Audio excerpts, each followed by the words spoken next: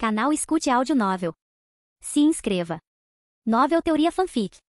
Fanfic Harry Potter, Jornada em Hogwarts, capítulo 271, que aparatou na plataforma 9 3/4 da estação King's Cross, como costumava fazer no 1º de setembro de cada ano. Mas, diferentemente de todos os anos, quando sua entrada não passou despercebida, dois homens barbudos e de rosto sombrio, de ternos escuros, ficaram parados a poucos passos de distância, encarando-o sem dizer nada. Que arqueou uma sobrancelha para os dois homens. Aurores. Não, vocês são os Hit Wizards, disse ele. Que olho bonito você tem, garoto, disse o Mago da Morte com a barba mais gloriosa. Como você sabia que somos magos da morte e não aurores? Os Hit Wizards e os aurores trabalhavam em estreita colaboração com o DMLE e devido à natureza de suas funções, ambos os subdepartamentos trabalhavam em estreita colaboração e, portanto, as culturas de ambos eram bastante semelhantes. O senso de vestimenta e a vibração geral. Eu sei, disse Kim sorrindo para os dois, vocês parecem mais afiados, se é que isso faz sentido. Além disso, vocês têm um porte mais disciplinado que os aurores. Os dois magos de ataque estufaram o peito de orgulho. A maioria das pessoas tinha mais consideração pelos aurores do que pelos magos de ataque por causa de sua presença na comunidade, mas apenas os magos de ataque sabiam que, embora fosse mais difícil se tornar um auror do que um mago de ataque, era mais desafiador permanecer na força como mago de ataque, pois eles precisavam manter um nível de duelo e habilidade mágica para serem considerados eficazes. Esse regime rigoroso tornará os magos de ataque muito mais disciplinados do que seus colegas aurores. Você aparatou aqui, disse o Hit Wizard com uma barba menos gloriosa, mas ainda gloriosa o suficiente. Você tem uma licença? Kim tirou sua licença de aparatação, que também servia como comprovante de idade, e a apresentou ao mago de acerto, que acenou com a varinha antes de assentir. É legítimo, disse ele, devolvendo o cartão. Você está pronto para ir, divirta-se na escola e fique em segurança. Obrigado a vocês dois pelo trabalho duro. Espero vê-los por aqui, disse Kim, acenando para eles. Depois que Kim foi embora, o Hit Wizard com a barba mais gloriosa perguntou ao seu companheiro barbudo menos glorioso, o que ele quis dizer com te vejo por aí?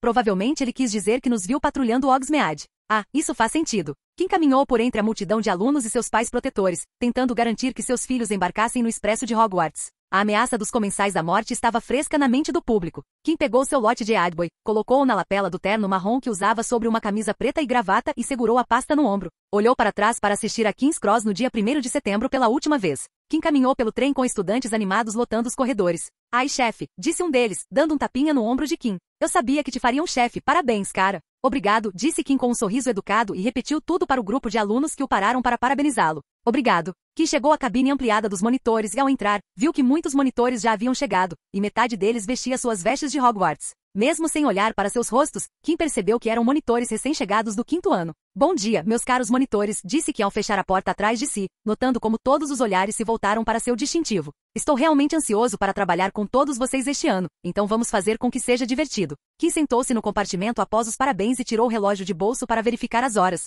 Ainda falta um tempinho antes da partida. Começaremos a primeira reunião quando o trem partir da estação, mas até lá, se tiverem alguma dúvida, fiquem à vontade para perguntar. Todo ano. Era uma tradição no círculo de monitores de Hogwarts que o chefe e a chefe fizessem uma espécie de discurso para o resto dos monitores para dar o tom para o próximo ano. O que esperar e dar uma chance para os novos monitores se apresentarem. Uma mão ansiosa se levantou imediatamente. Sim, senhorita Harper, perguntou Kim, mostrando seu perfil mental para a Sonserina Morena do 5º ano. Ambiciosa, estudiosa, eloquente, tinha verificado pela última vez que estava namorando um colega sonserino e, o mais importante, não havia usado serviços de auxílio em seus 4 anos em Hogwarts. Você me conhece? Perguntou Harper surpresa, antes de formular a pergunta. Não importa. Você sabe se o professor Dumbledore vai continuar lecionando este ano? Excelente pergunta, disse Kim sorrindo. Pelo que me foi informado, o professor Dumbledore está retornando às suas funções de diretor em tempo integral e, portanto, infelizmente, não retomará suas funções de professor. E foi uma pena, pois Harper e o resto dos monitores pareceram decepcionados com a notícia. Afinal, Dumbledore era um excelente professor. Então, quem é o novo professor?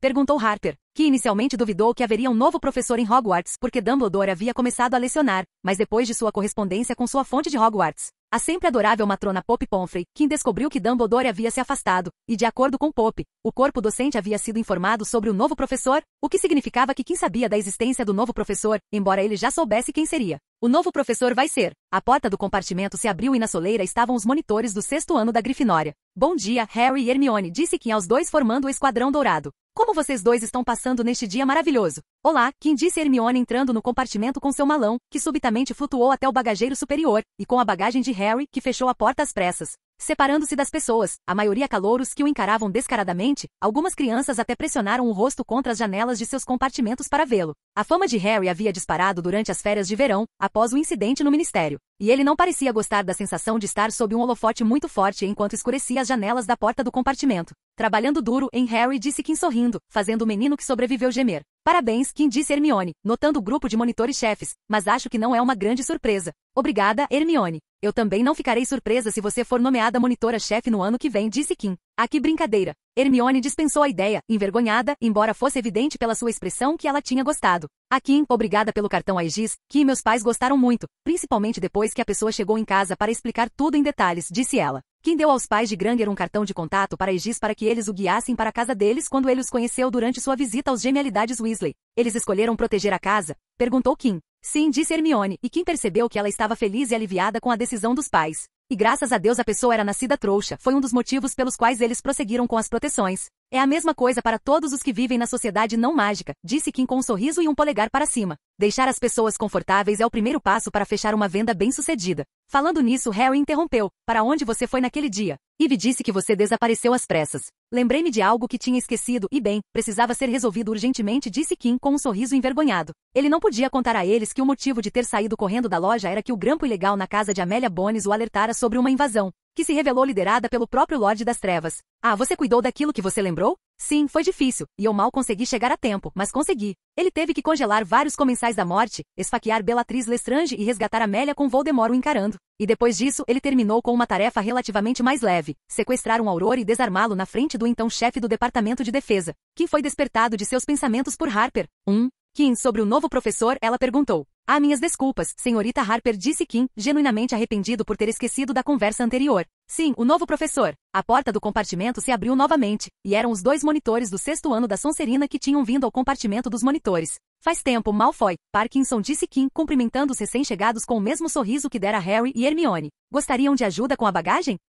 Draco e Pansy olharam para Kim, para o distintivo dele e depois para o rosto dele. Não, obrigado, disse Draco, sacando a varinha para levitar os malões até os cabides. Uma forte tensão tomou conta do compartimento, pois restavam apenas 2 lugares para sentar. Um deles ficava perto das janelas, enquanto o outro ficava no meio, o primeiro ficava longe de Harry, enquanto o segundo ficava bem à sua frente. A questão era, onde Draco se sentaria? Draco caminhou até o ponto central da sala, sentou-se e encarou Potter com um sorriso irônico. Como era de se esperar, Harry não gostou daquele olhar e um rosnado surgiu em seu rosto. Há algo engraçado, Malfoy? Perguntou Harry acaloradamente. Todos no compartimento ficaram em silêncio, todos ouvindo o que estava prestes a acontecer entre os dois. Até que ficou quieto para ver o que aconteceria. Malfoy zombou. Eu só queria saber quanto tempo você vai viver, Potter. Agora que o Lorde das Trevas voltou. Acho que você não vai sobreviver até o ano que vem. Ele se inclinou para frente e sussurrou com um sorriso maldoso no rosto. Ele está vindo atrás de você, Potter. Harry riu uma vez antes de se lançar contra Draco, agarrando pela gola e jogando-o contra a parede atrás. Draco respondeu com um chute no estômago. Harry cambaleou para trás, mas não foi o suficiente para detê-lo,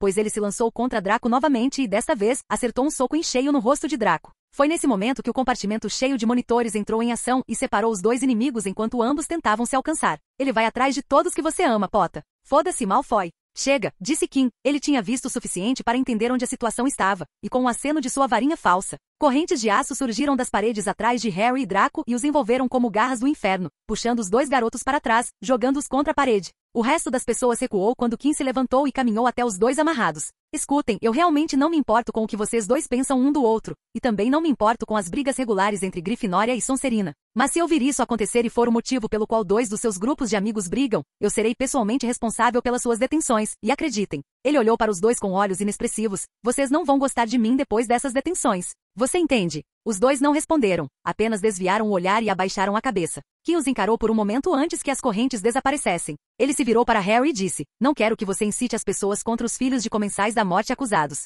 Se ouvir você fazendo isso, ficarei muito decepcionado. Você estaria se transformando na mesma coisa que o atormenta há anos. Ele se virou para Draco e disse, se ouvir comentários provocativos como o de agora, então verei suas ações como elas são agora, Malfoy. Se eles criarem problemas em Hogwarts, eu enterrarei você e seus amigos e tornarei sua vida muito difícil em Hogwarts. Kim encarou Draco, que olhou para cima e viu um olhar de pedra nos olhos de Kim, e até o momento em que Kim desviou o olhar, Draco não conseguiu desviar o olhar. Draco observou Kim, e talvez fosse sua imaginação, mas Draco viu uma expressão de decepção brilhando nos olhos de Kim. Inconscientemente suas mãos foram para o antebraço por um breve momento antes que ele percebesse o que estava fazendo e o retirasse instantaneamente. Agora, senhorita Harper, onde estávamos? Ah, sim, o novo professor, disse Kim, encarando o novo professor da Sonserina. Então, o novo professor. A porta do compartimento abriu-se mais uma vez. Isso é ridículo. disse Harper, com uma expressão irritada no rosto. Uma menina do 3º ano sem fôlego entrou e parecia estar tremendo nas botas enquanto todos os monitores, chefes e chefes olhavam para ela. Devo entregar isso para Kim West, Harry Potter e Draco Malfoy, disse ela, hesitando ao encontrar os olhos de Harry, e ela ficou vermelha. Ela segurava 3 rolos de pergaminho amarrados com uma fita violeta. Kim, Harry e Draco pegaram o pergaminho endereçado a cada um deles, e a garota cambaleou para fora do compartimento. O que foi? Hermione perguntou enquanto Harry desenrolava o seu. Um convite, disse Harry. Kim leu o convite com olhos indiferentes. Senhor West, eu ficaria muito feliz se você se juntasse a mim para um lanche no compartimento C. Sinceramente. Professor H.F. Slogono. Ele olhou para Harper e riu. Senhora Harper, parece que você finalmente conseguiu a resposta para sua pergunta. O que você quer dizer? De quem é? Ela perguntou, inclinando a cabeça. Que virou o papel e mostrou para Harper e todos. Professor Horácio Eugênio Flaccus Slogono, ele disse, nosso novo professor.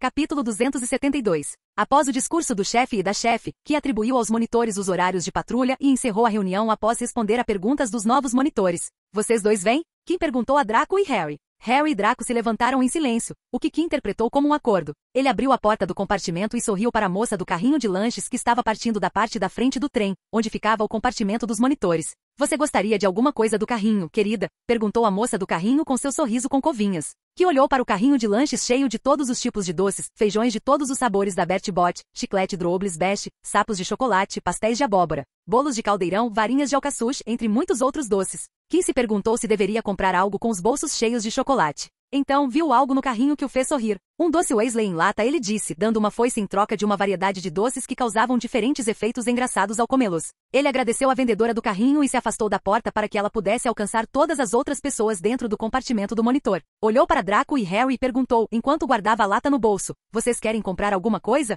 É por minha conta. Draco torceu o nariz enquanto Harry educadamente balançou a cabeça. Chocolate? Kim tirou bolinhas de chocolate, que mais uma vez foram recusadas por ambos. Fiquem à vontade, agora vamos ver o que o Slughorn tem para comer, estou morrendo de fome. E assim começou a longa caminhada até o compartimento C. Os corredores, lotados de pessoas à espreita do carrinho do almoço, eram impossíveis de atravessar, mesmo para um chefe e 2 monitores, todos eles bem conhecidos pessoalmente. De vez em quando, alunos saíam correndo de seus compartimentos para dar uma olhada melhor em Harry e parabenizar Kim. Oi, Kim disse Cho-chan enquanto parava na porta de sua cabine. Parabéns por ter conseguido o distintivo mais brilhante de Hogwarts. Olá para você também, Chan. É realmente brilhante, disse Kim rindo baixinho. Então, eu vi o Diggory na estação. Suponho que ele tenha vindo para se despedir de você. Ele sorriu. Parece que vocês dois estão se dando bem, hein? Diga-me, seus pais vieram se despedir de você ou era só o senhor namorado carinhoso? Chocorou até o pescoço com as palavras provocantes de Kim. Ah, então era só o Diggory, né? Entendo, disse Kim sorrindo. Seus olhos então se voltaram para dentro do compartimento e viram Marieta Edgecombe sentada em seu assento rígida.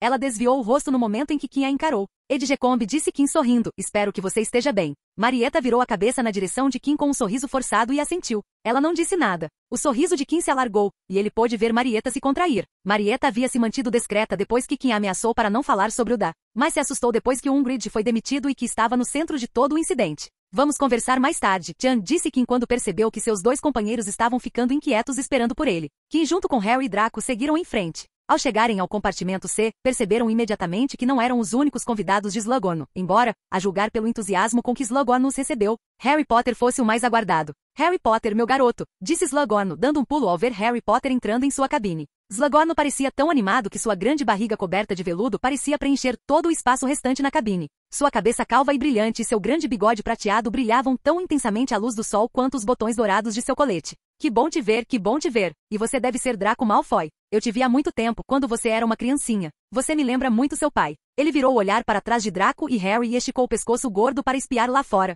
Meus rapazes, me disseram que Kim West estava com vocês, mas não o vi. Ele não recebeu meu convite?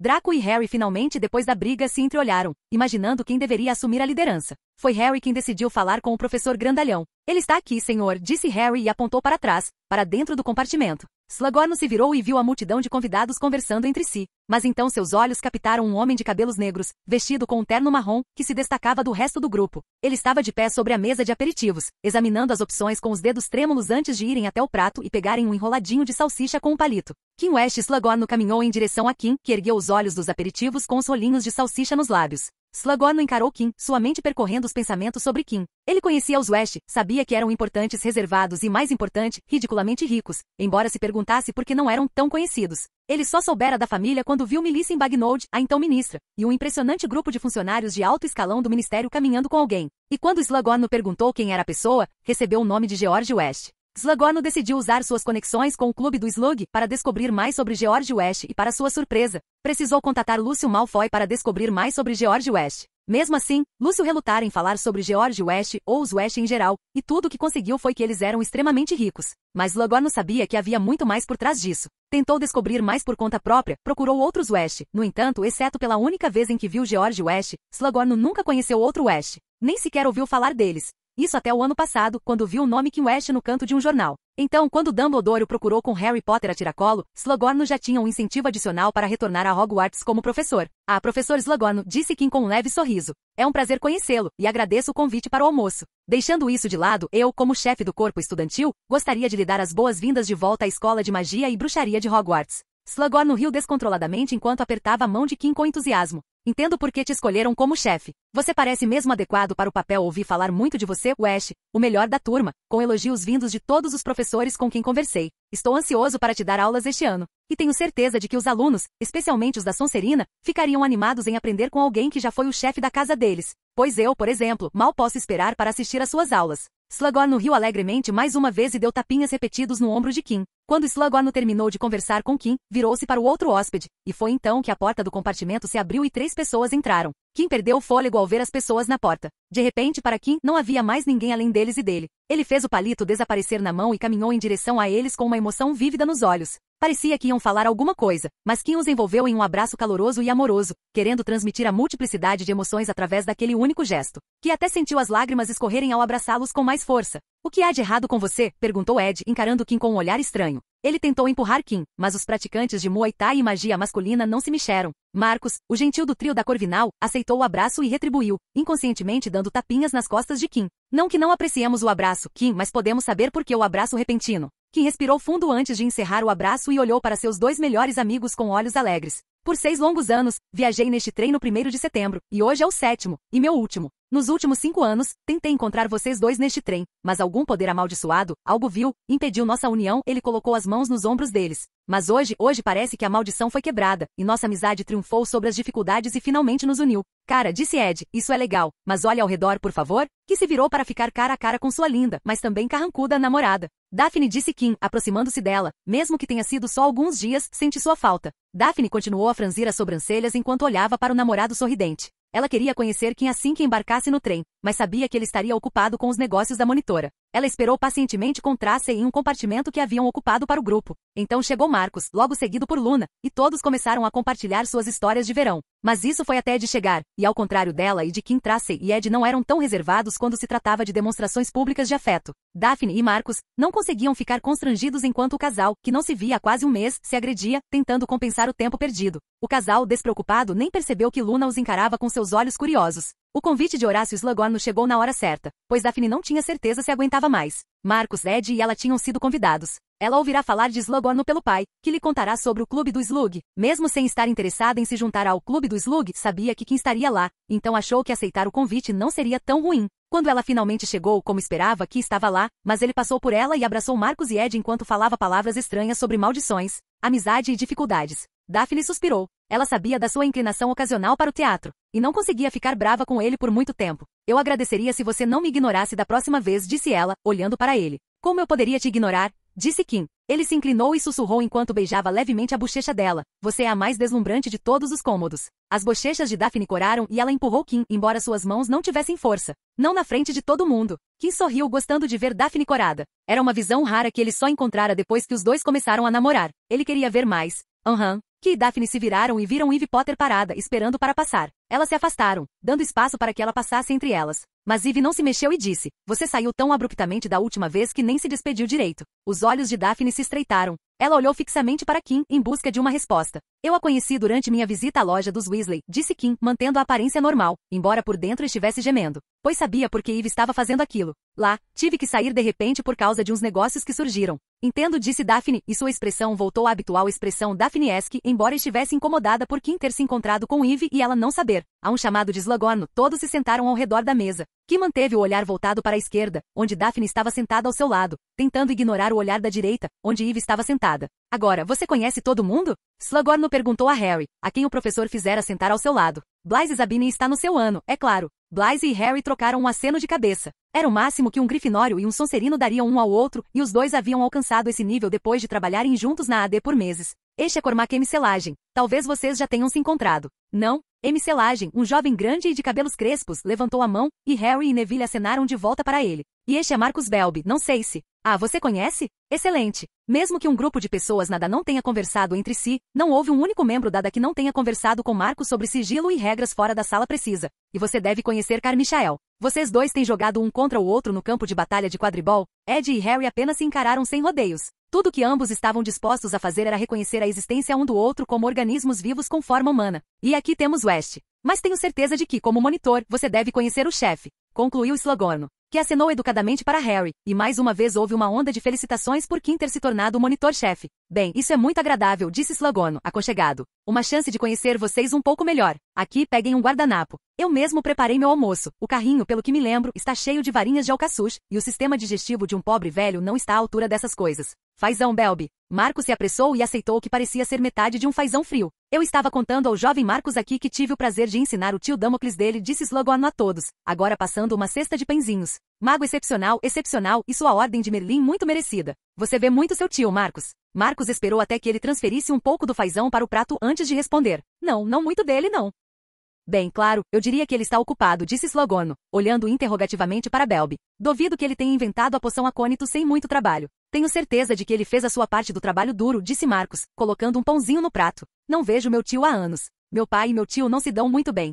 Entendo, disse Slughorn com um sorriso que havia perdido o calor anterior. E você, Cormac, disse Slughorn. Sei que você vê muito seu tio Tiberius porque ele tem uma foto esplêndida de vocês dois caçando rabos de raposa, eu acho, em Norfolk. Assim, foi divertido, foi mesmo, disse M. Selagem.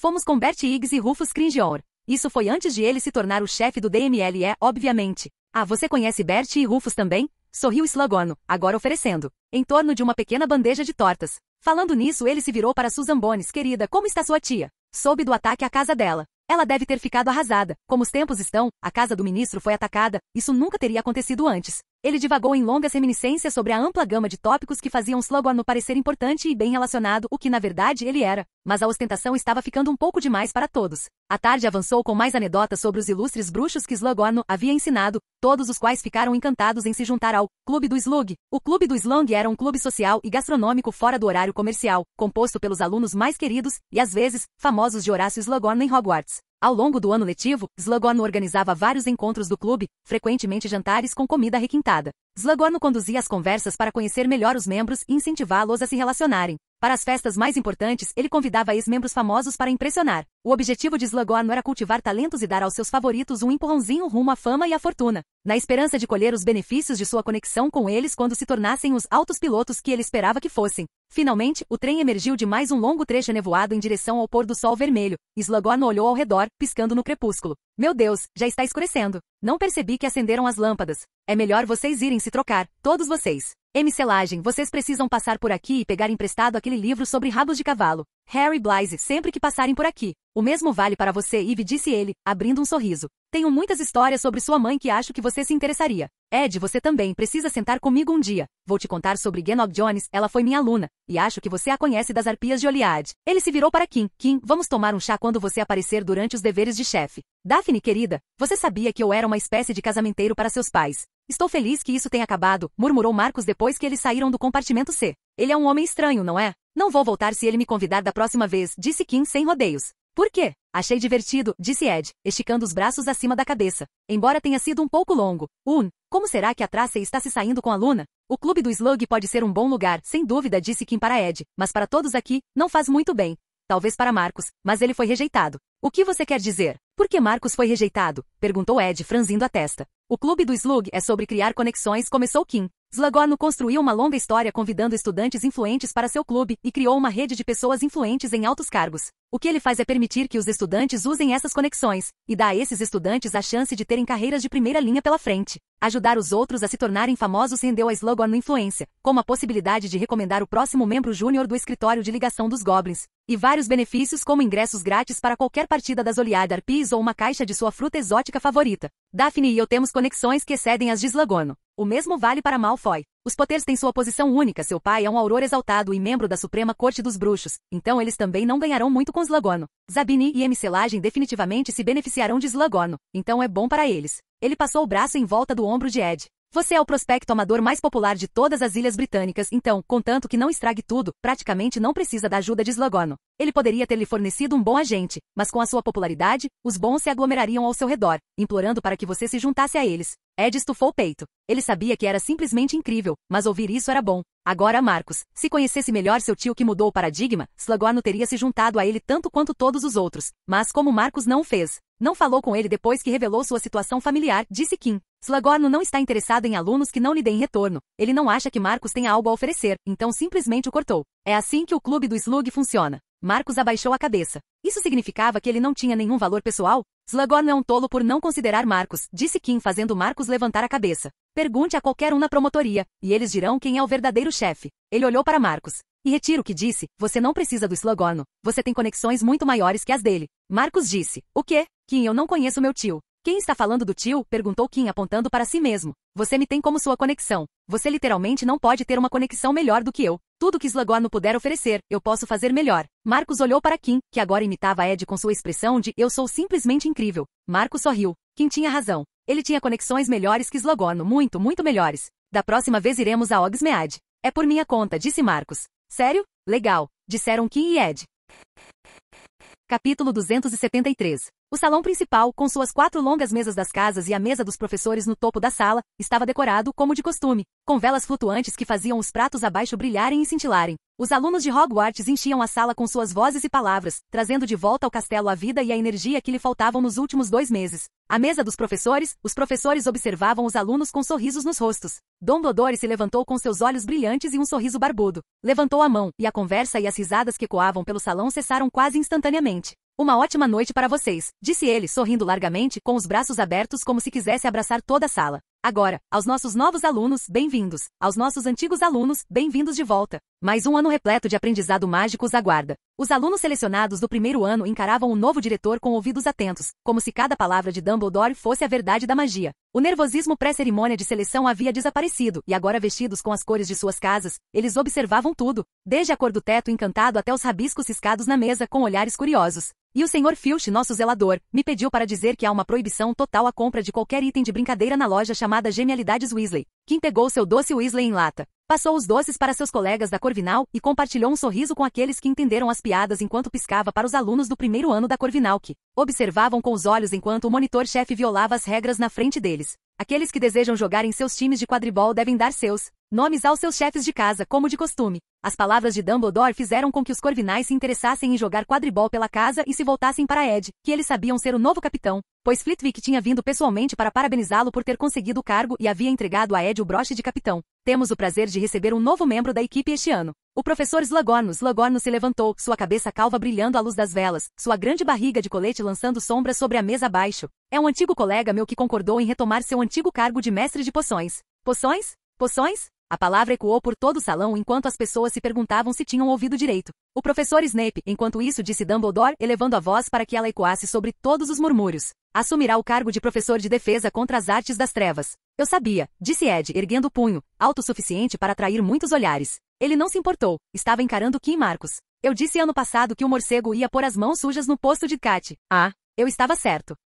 Snape, que estava sentado à direita de Dumbledore, não se levantou à menção de seu nome. Ele apenas levantou a mão em reconhecimento preguiçoso aos aplausos da mesa da Sonserina. Mas aqueles que olharam mais de perto tiveram certeza de que detectaram uma expressão de triunfo em seu rosto sempre carrancudo. Quer apostar que ele vai embora até o fim do ano? Ed sorriu para Marcus, que estava sentado na frente dele. Só se você apostar que ele vai ficar, e eu decidir que ele vai embora, disse Marcus. Todo mundo sabe que o emprego é azarado. Ninguém durou mais de um ano. Ed estalou a língua. Ele não queria fazer uma aposta que não pudesse ganhar. Dumbledore pigarreou. Ed e Marcus não eram os únicos que estavam conversando. O salão inteiro irrompeu em um burburinho de conversas com a notícia de que Snape finalmente havia realizado o desejo do seu coração. Aparentemente alheio à natureza sensacionalista da notícia que acabará de dar, Dumbledore não disse mais nada sobre as nomeações de funcionários, mas esperou alguns segundos para garantir que o silêncio fosse absoluto antes de continuar. Agora, como todos neste salão sabem, Lord Voldemort e seus seguidores estão novamente à solta e ganhando força. O silêncio pareceu se tornar tenso e tenso enquanto Dumbledore falava. À mesa da Sonserina, Malfoy não olhava para Dumbledore, mas sim fazia o garfo pairar no ar com a varinha, como se achasse as palavras do diretor indignas de sua atenção.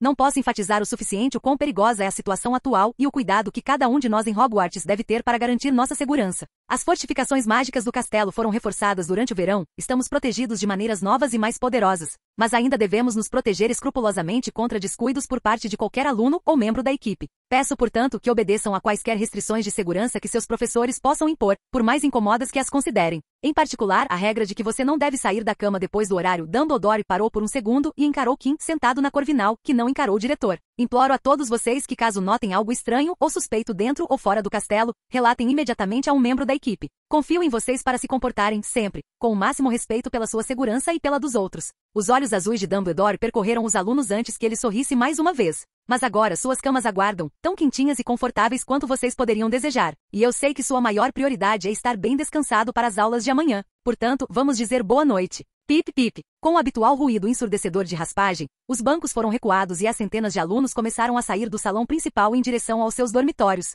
que instruiu seus monitores da Corvinal do 5º ano a cumprirem o dever de monitores de pastorear os alunos do 1º ano, e então se juntou a Ed, Marcus e Luna. Então, chega de visitas noturnas em Chefe West, disse Ed sorrindo, com uma das mãos em volta do ombro de Kim. Ou a lenda do fantasma vivo que vagueia pelos corredores de Hogwarts continuará por mais um ano. Não vou ficar vagando pelos corredores depois do toque de recolher. Agora sou o chefe, isso não combina com o cargo. Quer um pouco, disse Kim, pegando o doce Weasley em lata. E era tudo bem quando você era apenas monitor? Perguntou Marcus. Por que olhar para o passado quando o futuro é tão brilhante? Disse Kim. Além disso, hipoteticamente falando, mesmo que eu saia depois do toque de recolher, ninguém jamais saberia. Nós dormimos no mesmo quarto, idiota, disse Ed, que ergueu a mão e pendurado em seu dedo médio, havia um anel com uma chave solitária. Cavalheiros, deliciem-se com a chave da infame suíte do chefe. Os aposentos privativos disponíveis apenas para aquele que detém o título de chefe, que é o meu grande eu. Ele deu um tapinha no ombro de Marcus e Ed. Desculpem, rapazes, mas a era de nós três chegou ao fim. Marcus e Ed encararam a chave na mão de Kim com partes iguais de choque e surpresa.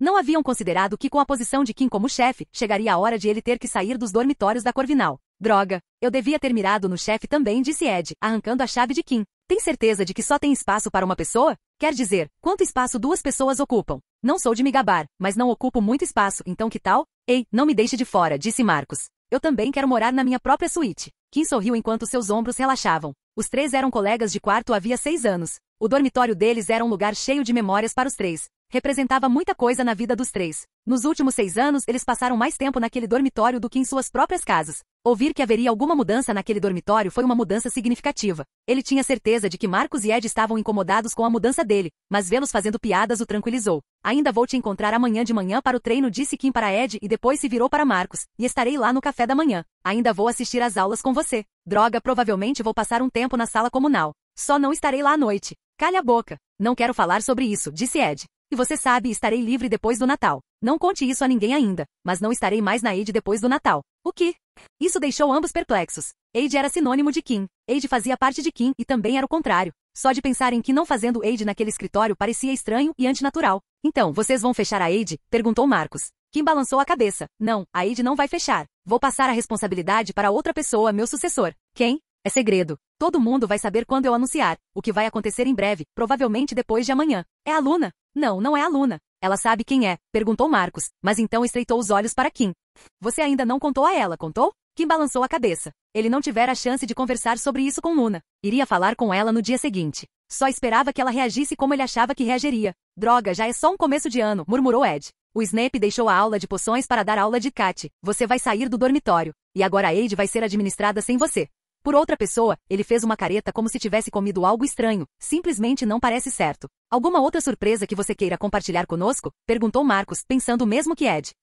Ainda não, acho que não, disse Kim, dando um sorriso misterioso. Ah, não faça isso. Marcus gemeu. Esse sorriso me deixa curioso. O que posso dizer, rapazes? Sou um sujeito misterioso, disse Kim. O que mais tem? Perguntou Ed. Você vai parar de ser comentarista? Ah, nem tudo. Por que eu faria isso? Quem vai te elogiar se eu for embora? Na Corvinal, só a Luna está interessada em ser a comentarista, e você a conhece. Ela falaria sobre tudo, menos quadribol. Então, se eu for embora, alguém das outras 3 casas vai assumir. E acredite, esses caras não gostam de você. A antipatia que Grifinória, Sonserina e Lufa-Lufa sentiam por Ed era sem precedentes. Harry Potter vinha escondendo informações dos outros times há 5 anos, e nos círculos de quadribol, o apanhador não era nem um pouco querido, exceto Grifinória. Eles o vaiavam quando Harry aparecia. Mas Harry não chegava nem perto de Ed. Bastou uma temporada da Copa de Quadribol de Hogwarts para Ed se tornar o vilão do quadribol de Hogwarts. Ed deu um sorriso maligno. Deixe-os vir. O ciúme mesquinho dele será música para meus ouvidos enquanto eu destruo suas defesas. Você quer que eu divulgue essa imagem? Perguntou Kim. Porque acho que consigo transformar a antipatia em ódio. Arro? Ed pôs as mãos no queixo.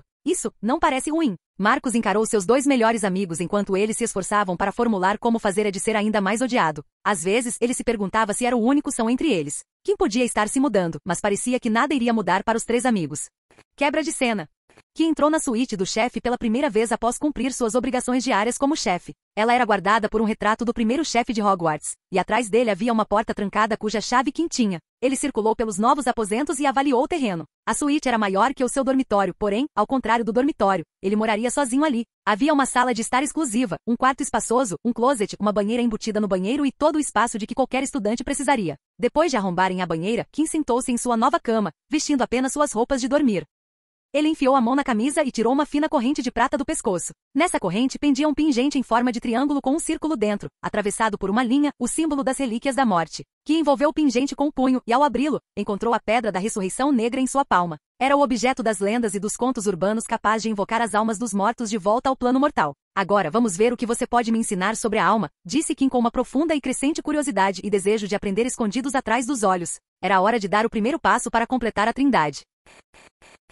Capítulo 274. O dia 2 de setembro era o segundo dia de volta às aulas para os alunos de Hogwarts e o primeiro dia em que teriam aulas. Era um dia emocionante para todos, mas para Kim estava marcado em sua agenda a tarefa de montar o escritório do Wade para os negócios após as aulas do dia. Kim parou em frente à parede de vidro que dividia a sala de aula entre o escritório e a oficina. Ele pegou uma moldura de tela com uma pintura estática dentro, segurou-a contra a parede, e a moldura grudou nela como se estivesse colada. Com a pintura finalizada, o escritório estava pronto. Agora, só preciso cuidar da oficina e estarei pronto por hoje, disse ele com um sorriso. Ele olhou para a porta retangular na parede de vidro. Ainda não havia instalado a porta reforçada especial. Eu precisaria ensinar a Astoria a usar isso, disse para si mesmo enquanto pegava sua maleta do chão, onde estava todo o estoque da oficina. Que estava prestes a entrar na área da oficina quando a campainha tocou, e ele olhou para ver Luna entrar no escritório com uma variedade de flores nas mãos. Terminou suas aulas? Perguntou Kim. Só tem astronomia à meia-noite. Luna caminhou até um dos armários laterais da parede com um vaso de flores vazio. Ela pegou um pequeno frasco que ela mesma havia feito e despejou água armazenada em seu cantil expandido no vaso. A água conjurada por meio de feitiços acabaria desaparecendo e, portanto, não era adequada para beber nem para flores. Que olhou para Luna colocando as flores no vaso, depois para a oficina vazia e por fim para sua maleta. Ele franziu os lábios antes de decidir que era a coisa certa a fazer o mais rápido possível. Colocou a maleta dentro da oficina perto da porta e voltou para o escritório. Luna disse que enquanto se sentava em seu banco. Quando a loira olhou para ele, ele fez sinal para que ela se sentasse em frente à mesa. Gostaria de conversar com você sobre uma coisa. Luna sacou sua varinha e a acenou sobre as flores. As flores desabrocharam vibrantes enquanto a cor das pétalas ganhava um belo contraste, e as folhas pareciam ter sido orvalhadas durante a noite. Só depois de estar satisfeita com seu trabalho nas flores, ela se sentou em frente a Kim. Luna, como você sabe, este será meu último ano em Hogwarts, disse Kim. Ela sentiu. Kim já é um menino grande. Kim riu baixinho. Sim, essa é uma maneira de dizer. Bem, como é meu último ano em Hogwarts, pensei que precisava resolver algumas coisas antes de me formar. Ele tentou manter a expressão alegre. E uma das coisas que precisava ser discutida era Eide. Luna, vou deixar a Eide depois do Natal. As mãos de Luna, que haviam começado a trançar alguns fios de seu cabelo, congelaram no trabalho. Ela encarou Kim, seus olhos, que normalmente tinham um olhar sonhador, agora fitavam Kim com uma atenção atordoada. Natal, mas isso é tão perto. O ano letivo de Hogwarts começava tarde, faltando apenas alguns meses para o Natal 3, para ser mais preciso. A revelação repentina tirou Luna de seus pensamentos cheios de caprichos, e agora ela estava prestando 100% de sua atenção em Kim. Você não pode ficar até o final? Por que temos que sair tão cedo? Acho que é a hora certa, disse Kim, mantendo uma expressão e um tom reconfortantes. Termino meu período no Wade antes do Natal, vou para casa nas férias e depois volto depois do ano novo para aproveitar o resto do ano. Além disso, Luna, não há nós nisso. Estou saindo da Wade, e isso não significa que a Wade irá fechar. Por que isso importa? Você terá ido embora, disse Luna, com uma carranca rara no rosto. O tom rabugento com notas claras de raiva fez Kim franzir o rosto levemente. Ele temia que ela não gostasse nem um pouco da sua decisão. Não era segredo que Luna não tinha muitos amigos além de Kim, Ed e Marcus. Seu tempo na Wade era apenas para poder passar tempo com Kim, mesmo que boa parte dele tenha sido passado em silêncio. Kim deixar a Aide significava que ela perderia esse tempo. Você não estará sozinho na Aide, sabia? Disse Kim, tentando chegar à parte boa o mais rápido possível. Astoria tomará meu lugar. Isso chamou sua atenção. Luna pensou que cuidaria da Aide sozinha. Mas, de acordo com Kim, Astoria estava tomando o lugar dele, o que significava? Astoria se torna a proprietária e não eu? Ela perguntou. Os poucos amigos que Luna tinha fora do círculo da Corvinal vinham do grupo Dada. Mas mesmo antes disso Luna já conhecia bem Daphne, Tracy e Astoria, já que Kim e companhia andavam com as garotas da Sonserina. Astoria achou Luna interessante e, sendo extrovertida, tentou fazer amizade com a excêntrica Corvinal. Luna estava um pouco cautelosa no início, mas a persistente luz do sol não parou até que ela se tornasse amiga de Luna. Sim, você não precisa fazer todo o trabalho chato, disse Kim rindo, lendo entre as palavras. Você terá que trabalhar mais do que agora porque a Astoria é nova e está bem, ela não é eu. Luna ficou em silêncio e começou a encarar a mesa com um olhar pensativo. Kim encarou seu parceiro de longa data com um olhar expectante. Certo, você pode ir depois do Natal, disse Luna. A perda é sua, eu vou me divertir com a Astoria. Kim sorriu. Seria realmente uma perda para ele. Quebra de cena. Astoria esperava no 5º andar, do lado de fora da grande escadaria. Ela se encostou na parede, olhando para os sapatos que avançavam lentamente enquanto ela deixava o peso do pé deslizar para frente a passo de tartaruga. Estou aqui. Desculpe pela espera. Ela olhou para cima e viu Kim saindo da grande escadaria. O que é isso? Perguntou Kim, e Astoria notou o sorriso provocador em seu rosto. Você está nervoso? Astoria se afastou da parede e esbarrou com o ombro em Kim para provocá-lo. Ela estava realmente nervosa. Eles estavam prestes a encontrar Flitwick para informá-lo que a Aide estava mudando de dono e, mais importante, pedir sua permissão para seguir em frente. E se ele não gostar de mim? Perguntou Astoria. Ele pode querer que Aide permaneça na casa da Corvinal. Kim riu disso. Ah, céus. Não é assim que as coisas funcionam entre a Aide e o professor Flitwick. É verdade, precisamos da permissão dele, pois a Aide é responsabilidade dele, e sim, ele é o diretor da casa da Corvinal, mas a Aide não é um legado da Corvinal. Nunca o retratei como algo exclusivo da Corvinal, e o professor Flitwick nunca viu isso acontecer. Ele sabe o que a Aide significa para mim e o que eu me dedico para que funcione. A Aide é o meu legado, e eu escolho quem me sucede. E decidi que seria uma operação administrada pelos alunos, sem que o corpo docente tivesse poder sobre ela. A Aide jamais se transformará em algo como o grupo Prefec, controlado pelo corpo docente. Eles começaram a caminhar juntos em direção ao escritório de Flitwick, não à sala dos professores, mas ao escritório do diretor da casa Corvinal. Como você conseguiu que o professor Flitwick concordasse com isso? Perguntou Astoria. Se fosse o professor Snape, ele jamais teria concordado em iniciar algo remotamente parecido com a Aide, ou talvez concordasse, dependeria de quem estivesse perguntando. Sinceramente não fiz nada de especial, disse Kim dando de ombros. Enviei uma carta listando o que eu queria realizar com a Aide e como faria isso. Minhas únicas exigências eram que eu precisava de uma sala de aula para funcionar e nada mais, e neste castelo enorme. O professor Flitwick não tinha nenhuma reserva em emprestar um quarto para seu melhor aluno. Depois disso, o histórico e a popularidade de Kim fizeram com que a Aide se tornasse um pilar em Hogwarts. Ele não recebeu uma única reclamação de Flitwick desde o início da Aide, as insistentes de Umbridge não contavam. Eles finalmente chegaram ao escritório de Flitwick, guardado por um homem de nariz torto, vestido com um conjunto de túnicas estranhas. Quando o chamaram, o homem ergueu os olhos de sua estátua de pedra, perpetuamente inacabada, e apontou seu cinzel para eles. O que você quer? Estamos aqui para ver o professor Flitwick, disse Kim. Ele está nos esperando. O homem com o cinzel semicerrou os olhos para o distintivo de chefe de turma de Kim antes de desaparecer do retrato. Quando retornou, a porta se abriu e os dois entraram. Senhor West, eu não o esperava hoje, disse Flitwick atrás de sua mesa, mas então viu Astoria ao seu lado. Senhorita Greengras, a senhora também está aqui. Espero que não seja por causa de algum problema, é muito cedo para isso. Ele fez um gesto para que se sentassem enquanto agitava a varinha para conjurar 2 cadeiras. Então, o que atrasa aqui hoje? Perguntou.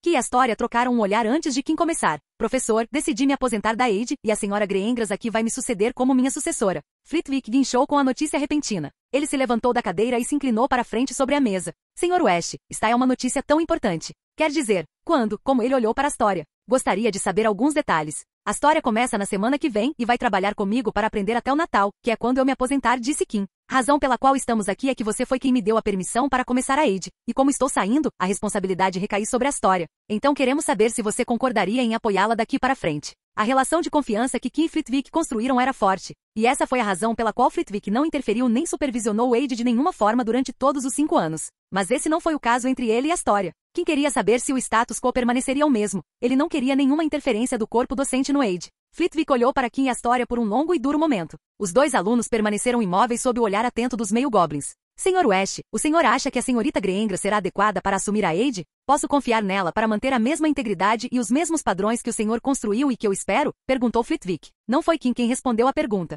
Senhor, eu pessoalmente asseguro que a Aide manterá a reputação que construiu, disse Astoria. Mesmo sem Kim, estou confiante de que serei capaz de operar a Aide em um nível elevado. Aquela sala não se transformará em nada além daquilo para o qual foi projetada. O objetivo da Aide é ajudar os alunos de Hogwarts, e continuará sendo assim. Os alunos continuarão a frequentar a sala porque serei eficaz na resolução de seus problemas. Sou Sonserino, professor Flitwick, e ambição é uma das nossas características. Esqueça a ideia de manter a reputação. Eu a elevarei a algo maior. Kim, que estava sentado ao lado dela, sorriu. Ele não fez nenhum movimento e deixou Astoria assumir o comando. Flitwick encarou Astoria, e desta vez não olhou para Kim. Seus olhos de duende permaneceram fixos no rosto dela, como se tentassem enxergar além de suas palavras confiantes para encontrar uma falsidade oculta. Foi só quando Astoria não vacilou sob seu olhar que Flitwick, que estava de pé em sua cadeira, sentou-se novamente. Se for esse o caso, não tenho reservas quanto à mudança de propriedade, como você disse. Quando o ano novo chegar, a senhora Greyengras estará no comando da Aide. A expressão de Astoria, antes digna e confiante, evaporou-se em uma de alegria efervescente. Ela se virou para Kim, e ele lhe deu um aceno de aprovação por sua performance.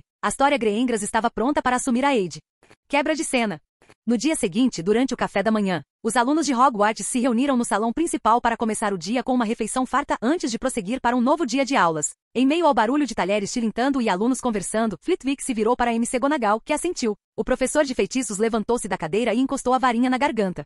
Se todos me derem atenção por um minuto, a voz de Flitwick ecoou pelo salão principal, fazendo com que todos os alunos e fantasmas olhassem para a mesa dos professores. Flitwick examinou todo o corpo estudantil de Hogwarts antes de falar. Há um anúncio emocionante a ser feito, que tenho certeza de que todos vocês não gostariam de perder. Então, por favor, ouçam com os ouvidos atentos. O chefe cuidará disso daqui para frente. Todos os olhares se voltaram para Kim, que subiu os degraus até a mesa dos professores para ganhar um pouco de altitude. Ele encarou todos e sentiu as centenas de pares de olhos nele. Ele bateu na própria garganta com a varinha falsa e começou seu anúncio. Antes de começar, gostaria de deixar claro que este anúncio não é feito na minha posição como chefe, mas na minha posição como proprietário da Aide. Como Kim disse, as pessoas ficaram mais interessadas. Aqueles que estavam em Hogwarts há alguns anos não tinham visto Kim falar para fazer esse tipo de anúncio. Isso era novo, e eles estavam interessados no que Kim tinha a dizer, esperando ouvir sobre algum grande evento que Kim organizaria este ano. Como todos sabem, este é meu último ano em Hogwarts, disse Kim, e eu vou embora no final deste ano, então surge a pergunta, o que acontecerá com a Aide quando eu sair? Foi decidido que a Aide não fechará depois que eu sair. Em vez disso, eu a passarei para outra pessoa, que se tornará a segunda proprietária da Aide.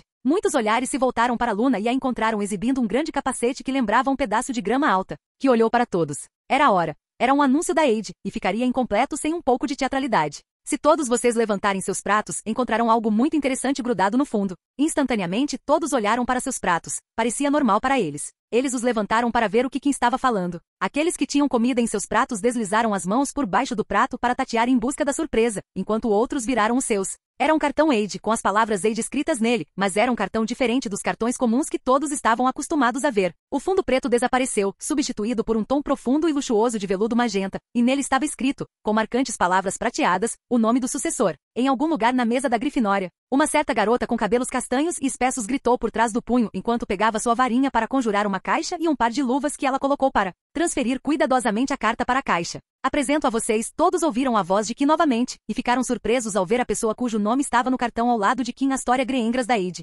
Astoria levantou sua varinha acima da cabeça, e os muitos estandartes das casas pendurados no grande salão ficaram todos com a cor de veludo, com as letras A e D escritas em palavras prateadas. Espero que todos vocês nos visitem, disse Astoria com um sorriso sereno. Temos respostas para todos os seus problemas. Kim virou-se para a mesa dos professores e para os professores com um sorriso. Apontou para Astoria antes de fazer um sinal de positivo e pronunciar as palavras. Ela é boa. Capítulo 275. O teto do salão principal era serenamente azul e salpicado de nuvens finas e tênues, assim como os quadrados de céu visíveis através das janelas altas com montantes. Enquanto se deliciavam com suas tortas de carne, ovos e bacon, Kim, Marcos e Ed conversavam sobre o anúncio da Aide que acabará de acontecer. Então, Astoria pegou uma detenção, disse Ed enquanto olhava um livro de estratégias e jogadas de quadribol. E isso também com Snape. Por mais que eu tenha adorado a pequena façanha da Astoria, disse Kim, engolindo seu pedaço de ovo frito. Ela deveria ter se preparado e obtido permissão para trocar os estandartes. Quer dizer, a Astoria deveria saber que pegaria detenção. Os gêmeos Weasley pegavam uma toda vez que faziam uma pegadinha no salão principal. Kim precisava levar a Astoria a um nível que lhe permitisse operar o Aide sem problemas, e fazer isso em 3 meses era um desafio. Assim como um bebê não toca em uma chama acesa pela segunda vez, Kim precisava garantir que a Astoria aprendesse a lição após um único erro, e a melhor maneira de fazer isso era fazê-la experimentar as punições, consequências. Ele sabia muito bem que a Astoria teria problemas com sua façanha com o banner, mas não lhe disse para que no futuro, ela fizesse a devida diligência e sempre abordasse todos os pontos possíveis que pudessem lhe causar problemas. Como você fez o truque das cartas? Perguntou Marcos, devorando seus pedaços de bacon. Havia uma carta embaixo de cada prato. Tenho certeza de que você não transfigurava as cartas embaixo de cada prato cada vez que alguém se sentava à mesa. Foi bem fácil, na verdade, disse Kim. Passei os cartões para os elfos domésticos na cozinha e pedi que os prendessem no fundo de cada prato que enviassem para o salão principal. Como não havia assentos fixos nas mesas compridas das casas, os elfos domésticos colocavam um prato na frente de cada aluno, não importava onde se sentasse. Depois de comerem, permaneceram em seus lugares, aguardando a professora McGonagall descer da mesa dos professores. A distribuição dos horários das aulas dos NEMS era mais complicada do que a do primeiro ao quinto ano, pois a professora McGonagall precisava primeiro confirmar se todos os alunos do sexto ano haviam obtido as notas necessárias no AL para continuar com os NEMS escolhidos, enquanto os alunos do sétimo ano precisavam comprovar que tinham pelo menos uma nota aceitável, a nota mínima para aprovação, nas disciplinas de NEM escolhidas para continuar estudando-as naquele ano. Senhor West, disse McGonagall, por favor, peça aos monitores que orientem os alunos em filas para que eu possa confirmar sua elegibilidade. Os do sétimo ano vêm primeiro e depois os do sexto. Claro, professor. Ed e Marcus foram imediatamente liberados para continuar com as disciplinas escolhidas, já que nenhum deles havia obtido nota abaixo de exceder expectativas e, em nenhuma das disciplinas, McGonagall nem sequer olhou o boletim de Kim para verificar se ele havia passado nas disciplinas. Quase não havia alunos do sétimo ano da Corvinal que não fossem aprovados em suas disciplinas. Mesmo no sexto ano, os alunos da Corvinal conseguiam as disciplinas que queriam, embora todos tivessem seus próprios pontos fortes e fracos. Depois vieram os da Grifinória, e o primeiro aluno do sexto ano foi Neville Longbottom, que demorou um pouco mais para se organizar. Seu rosto redondo demonstrava ansiedade enquanto McGonagall olhava para sua inscrição e consultava seus resultados do NOM. Herbologia. Tudo bem, disse ela. A professora Sprout ficará encantada em vê-lo de volta com um NOM excelente. E você se qualifica para a defesa contra as artes das trevas com excelente. Mas o problema é transfiguração. Desculpe, Longbottom, mas um aceitável realmente não é bom o suficiente para continuar para o nível NIEM. Só acho que você não conseguiria dar conta das aulas. Mesmo depois de um ano de dar, a motivação de Neville e a nova ressonância de sua varinha só o levaram até certo ponto. Neville teve que recuperar vários anos de prática que perdeu por causa de uma varinha incompatível. E embora tivesse feito um trabalho impressionante, ele só conseguia fazer até certo ponto. Além disso, Ada se concentrava principalmente em defesa contra as artes das trevas, e a motivação de Neville o levou a se concentrar mais nessas áreas, deixando transfiguração, uma matéria que Neville não gostava de deixar em segundo plano. Neville abaixou a cabeça. McGonagall o encarou através de seus óculos triangulares. Por que você quer continuar com transfiguração, afinal? Nunca tive a impressão de que você gostasse particularmente, perguntou ela. Neville pareceu infeliz e murmurou algo como minha avó quer. Você precisa ter coragem, rapaz. A vida é sua, não dela. Se você não se esforçar, ela nunca vai desistir. Por favor, tenha confiança em si mesmo, Sr. Longbottom. Você é uma pessoa exemplar e precisa entender que não precisa se comparar com seu pai. Neville ficou muito vermelho e piscou confuso. McGonagall nunca o havia elogiado antes. Desculpe, Longbottom, mas não posso te deixar entrar na minha turma de NIEM. Vejo que você tem um excesso de expectativas em feitiços, no entanto, por que não tentar um NIEM em feitiços? Minha avó acha que feitiços é uma opção fácil, disse Neville em um murmúrio baixo. HMPH bufou a professora McGonagall. Devo mandar o professor Flitwick, o campeão de duelos, à sua casa, e talvez eles tenham uma conversa agradável sobre feitiços ser uma matéria fraca? Faça feitiços, Sr. Longbottom, e eu mandarei uma mensagem para Augusta lembrando Ad que só porque ela foi reprovada no NOM de feitiços, a matéria não é necessariamente inútil. Ela sorriu levemente ao ver a expressão de incredulidade e deleite no rosto de Neville. McGonagall bateu em uma agenda em branco com a ponta da varinha e a entregou, agora com detalhes de suas novas aulas, para Neville. Kim pescou e fez um sinal de positivo para Neville, que passou por ele com um brilho positivo nos olhos. Lentamente, mas com segurança, Neville Longbottom estava conquistando a confiança que nunca teve. McGonagall se virou para Parvati Patil, cuja primeira pergunta foi se Firenze, o belo centauro, ainda estava ensinando adivinhação. Ele e a professora Trelawney estão dividindo as turmas este ano, disse McGonagall, com um toque de desaprovação na voz. Era de conhecimento geral que ela desprezava a disciplina de adivinhação. O sexto ano está sendo cursado pela professora Trelawney, que ficou extremamente descontente ao ouvir que o centauro ficaria enquanto Parvati se afastava parecendo desanimada. Os próximos na fila eram o trio dourado. A primeira da fila era Hermione, que assim como Kim, não precisava ter suas notas verificadas, pois McGonagall se lembrava de suas notas. Então Potter duplo, disse a professora McGonagall, consultando suas anotações enquanto se virava para Harry e Era, que estavam atrás do irmão. Feitiços, defesa contra as artes das trevas, herbologia, transfiguração, poções. Tudo ótimo. Devo dizer que fiquei satisfeita com sua nota em transfiguração, Sr. Potter, muito satisfeita. O senhor vai seguir o mesmo caminho que seu pai e se tornar um auror? Harry assentiu. Se fosse alguns anos atrás, ele teria falado em se tornar um jogador profissional de quadribol, mas naquele momento, ele estava falando sério sobre se tornar um auror e ajudar seu pai, que vinha enfrentando situações perigosas com a crescente atividade dos comensais da morte. E quanto a isso, senhorita Potter, você ainda está no caminho para se tornar uma quebradora de maldições? Perguntou McGonagall, passando a grade horária para Ivy após confirmar suas notas. Suas notas em runas antigas, aritmancia e feitiços foram altas. Mesmo na categoria excelente, você se sairá bem na área de maldições e proteções. Isso sim era algo que não sabia sobre Ivy. Quebradora de maldições. Era uma generalização para as pessoas que queriam trabalhar com proteções e feitiços complexos. Eles estudavam línguas rúnicas para entender proteções e inscrevê-las para construir suas próprias proteções. Eles até aprenderam a desconstruir feitiços, fazer engenharia reversa neles, criar novos feitiços, já que nem todos os feitiços eram de conhecimento geral, e digamos, para desfazer uma maldição ou feitiço, era preciso a contramaldição, que podia ser obtida por meio de pesquisa vigorosa sobre a maldição ou feitiço lançado. E era um dos empregos mágicos mais procurados na sociedade mágica e, portanto, um dos poucos empregos com requisitos rigorosos, com altas pontuações em runas antigas. Aritmancia, feitiços, transfiguração, astronomia e uma base sólida em história e teoria da magia. Sim, professora, não mudei de ideia, disse Eve. Mesmo sendo um dos trabalhos mais perigosos, ela queria continuar. Virou-se para Kim, que estava ao lado de McGonagall, e perguntou: "E você, Kim? O que quer fazer depois de Hogwarts?" Os olhares se voltaram para o chefe. Havia vários membros da AD por perto, e todos se lembraram do tempo que passaram na sala precisa para se lembrar se Kim alguma vez havia falado sobre o que queria fazer. "Pretendo viajar pelo mundo depois de Hogwarts", disse Kim. Ele já tinha um emprego como inventor, que lhe pagava bem o suficiente para uma vida inteira em royalties. Ele não estava procurando um emprego convencional. "Tenho um estágio planejado que farei quando estiver pronto, mas, fora isso, não tenho planos de curto prazo sobre o que quero ser. Viajar pelo mundo para ter uma perspectiva mais ampla é um plano excelente", disse McGonagall, olhando para Kim. "Você vê lugares diferentes de casa e aprende a apreciar tudo de maravilhoso e belo que o mundo tem a oferecer." Kim assentiu com um sorriso. Afinal, ele estava ali para ver o que este mundo tinha a lhe oferecer. Eve enrolou uma mecha de cabelo enquanto murmurava para si mesma: "Viajar pelo mundo, isso parece legal." Rony era o próximo da fila e passou nas 5 matérias principais: transfiguração, feitiços, defesa contra as trevas, poções e herbologia. Talvez fosse por causa de Hermione, mas Rony mal havia passado nos pré-requisitos. No entanto, os Weasley não haviam cursado nenhuma outra matéria além das 5, nada mais. Em seguida vieram os Sonserinos. O primeiro da fila era Draco. Ele ficou parado diante de McGonagall com um olhar desinteressado. Não se importava com a escola, as notas, a matéria, não depois de ter ganhado uma marca muito especial no antebraço. Ele nem planejava voltar a Hogwarts para o seu último ano, pelo que entendia. Hogwarts não importava. "Senhor Malfoy, o senhor se qualifica para participar das aulas de NIE em todas as matérias em que obteve NOM", disse McGonagall. Ele teve 9 notas excelentes, e uma superou as expectativas. "O senhor vai frequentar todas as aulas?" Draco olhou para a agenda vazia e estava prestes a pedir que seus alunos fossem reduzidos aos 5 principais, mas seus olhos encontraram Kim parado atrás de McGonagall. Kim o encarava com olhos fixos. Draco não conseguia entender o significado por trás daquele olhar, mas isso o deixou consciente. Ele desviou o olhar, incapaz de encarar o olhar que parecia julgá-lo, olhando de cima para baixo, decepcionado com ele. Draco cerrou o punho com força e olhou para a agenda ainda vazia. Olhou para McGonagall e disse: "Eliminem astronomia, cuidado e história. Eu fico com o resto." "Pode ir", disse McGonagall, entregando a Draco sua agenda preenchida. Quando ele se virou, Draco olhou para Kim, que não estava mais olhando para ele, e então para sua agenda com olhos complicados.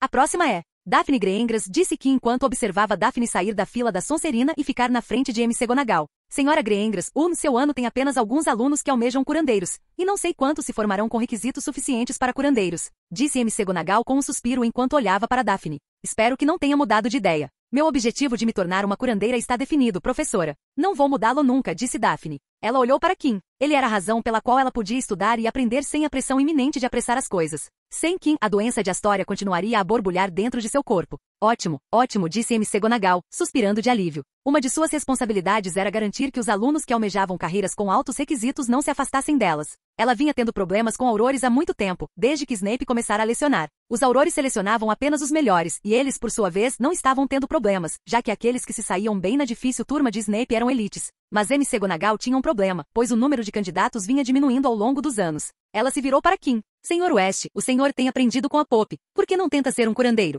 Ela olhou para Daphne e disse, com ar de quem sabe: "O senhor pode dar à senhorita Greengrass uma companhia muito necessária." Daphne tinha um leve tom de vermelho nas bochechas. Ela não acreditava que a séria como uma diretora, McGonagall, fosse insinuar o que ela estava insinuando. Isso também a fez perceber que o professor sabia do relacionamento dela e de Kim. "Não vou mentir, professor, essa é uma perspectiva atraente", disse Kim, olhando para Daphne, "e talvez, se a maré subir, eu aceite o que você sugere." Ouviram-se alguns ohs e ais das garotas que estavam por perto, o que fez Kim sorrir e fez Daphne corar ainda mais. "Agora, senhora Davis", disse McGonagall, a morena sorridente, o raio de sol da Sonserina, "você escolheu entrar nos negócios de herbologia e botica da sua família." Ela olhou para as notas de Tracy, "e você escolheu as matérias apropriadas para isso. Embora tenha escolhido eliminar trato das criaturas mágicas, isso não será prejudicial?" "Tudo bem, meu pai vai me ensinar sobre cuidado sozinho", disse Tracy educadamente. Ela, como tantas outras, não queria dizer que não queria comparecer porque a Grid ia dar aula, e depois de estudar a matéria por alguns anos, frequentando as aulas. Elas sabiam que seria uma loucura, e não no bom sentido. Depois que todos terminaram e foram embora, McGonagall se levantou da cadeira e encarou Kim. "Senhor West, o senhor pretende se juntar aos negócios da família no futuro?" perguntou ela. Não vou me envolver ativamente nos negócios da minha família. Isso não é para mim, professor. Estou mais interessado em magia, disse Kim. E é por isso que você quer viajar? Sim, vou aprender magia pelo mundo todo. Então Kim fez uma pausa antes de continuar. E então vou resolver problemas. Sim, vou usar magia para resolver problemas.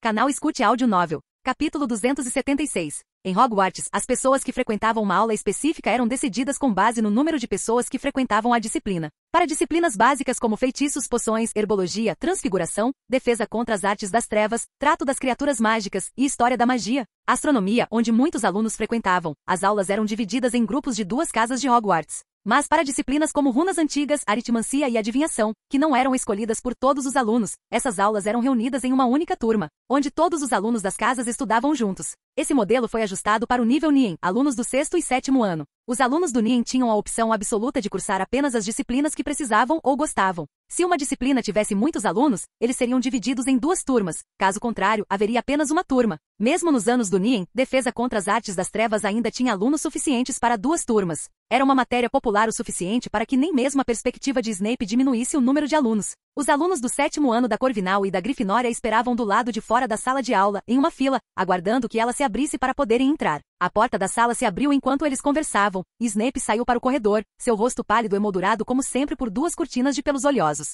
O silêncio caiu sobre a fila imediatamente. Lá dentro ele disse. A sala de aula havia mudado desde o ano anterior. Snape já havia imposto sua personalidade à sala, estava mais sombria do que o normal, com cortinas fechadas nas janelas e iluminada à luz de velas. Novos quadros adornavam as paredes, muitos deles mostrando pessoas que pareciam estar com dor, exibindo ferimentos horríveis ou partes do corpo estranhamente contorcidas. Ninguém falou enquanto se acomodavam, olhando ao redor para as imagens sombrias e macabras. Eu não pedi para vocês pegarem seus livros, disse Snape, fechando a porta e se virando para encarar a turma por trás de sua mesa. A maioria dos alunos da Corvinal rapidamente colocou seus exemplares de Confrontando Sem Rosto de volta na mochila dela e guardou todas as sacolas. Desejo falar com vocês e quero a máxima atenção de vocês. Seus olhos negros percorreram seus rostos virados para cima. Você teve 5 professores nesta disciplina até agora, eu acho. 6, se contarmos o diretor. Naturalmente, todos esses professores tinham seus próprios métodos e prioridades. Diante dessa confusão, estou surpreso que tantos de vocês tenham passado despercebidos nesta matéria. Estou ainda mais surpreso que tantos de vocês tenham conseguido uma nota acima de aceitável no 6º ano, que era muito mais avançado do que o curso de nível básico. Este ano é o seu último ano, e acredite em mim quando digo que este será o mais difícil de todos. Se você chegou ao 7º ano com aceitável, prepare-se para um rude despertar. Snape saiu andando pela sala, falando agora em voz baixa, a turma esticou o pescoço para mantê-lo à vista. As artes das trevas, disse Snape, são muitas, variadas, em constante mudança e eternas. Lutar contra elas é como lutar contra um monstro de muitas cabeças, que cada vez que um pescoço é decepado, brota uma cabeça ainda mais feroz e inteligente do que antes. Você está lutando contra algo que é instável, mutável e indestrutível. Que encarou Snape. Havia aqueles que desprezavam as artes das trevas, e havia aqueles que respeitavam a categoria da magia como um inimigo perigoso. Mas Kim tinha certeza de que quando Snape falava dela, o homem tinha uma carícia amorosa na voz. Suas defesas, disse Snape, um pouco mais alto devem, portanto, ser tão flexíveis e inventivas quanto as artes que você busca desfazer. Essas imagens, ele indicou algumas delas enquanto passava, dão uma representação justa do que acontece com aqueles que sofrem, por exemplo, a maldição Cruciatus. Ele acenou com a mão em direção a uma bruxa que gritava de agonia. Sentem o beijo do dementador, um bruxo deitado encolhido e com os olhos vazios, encostado na parede?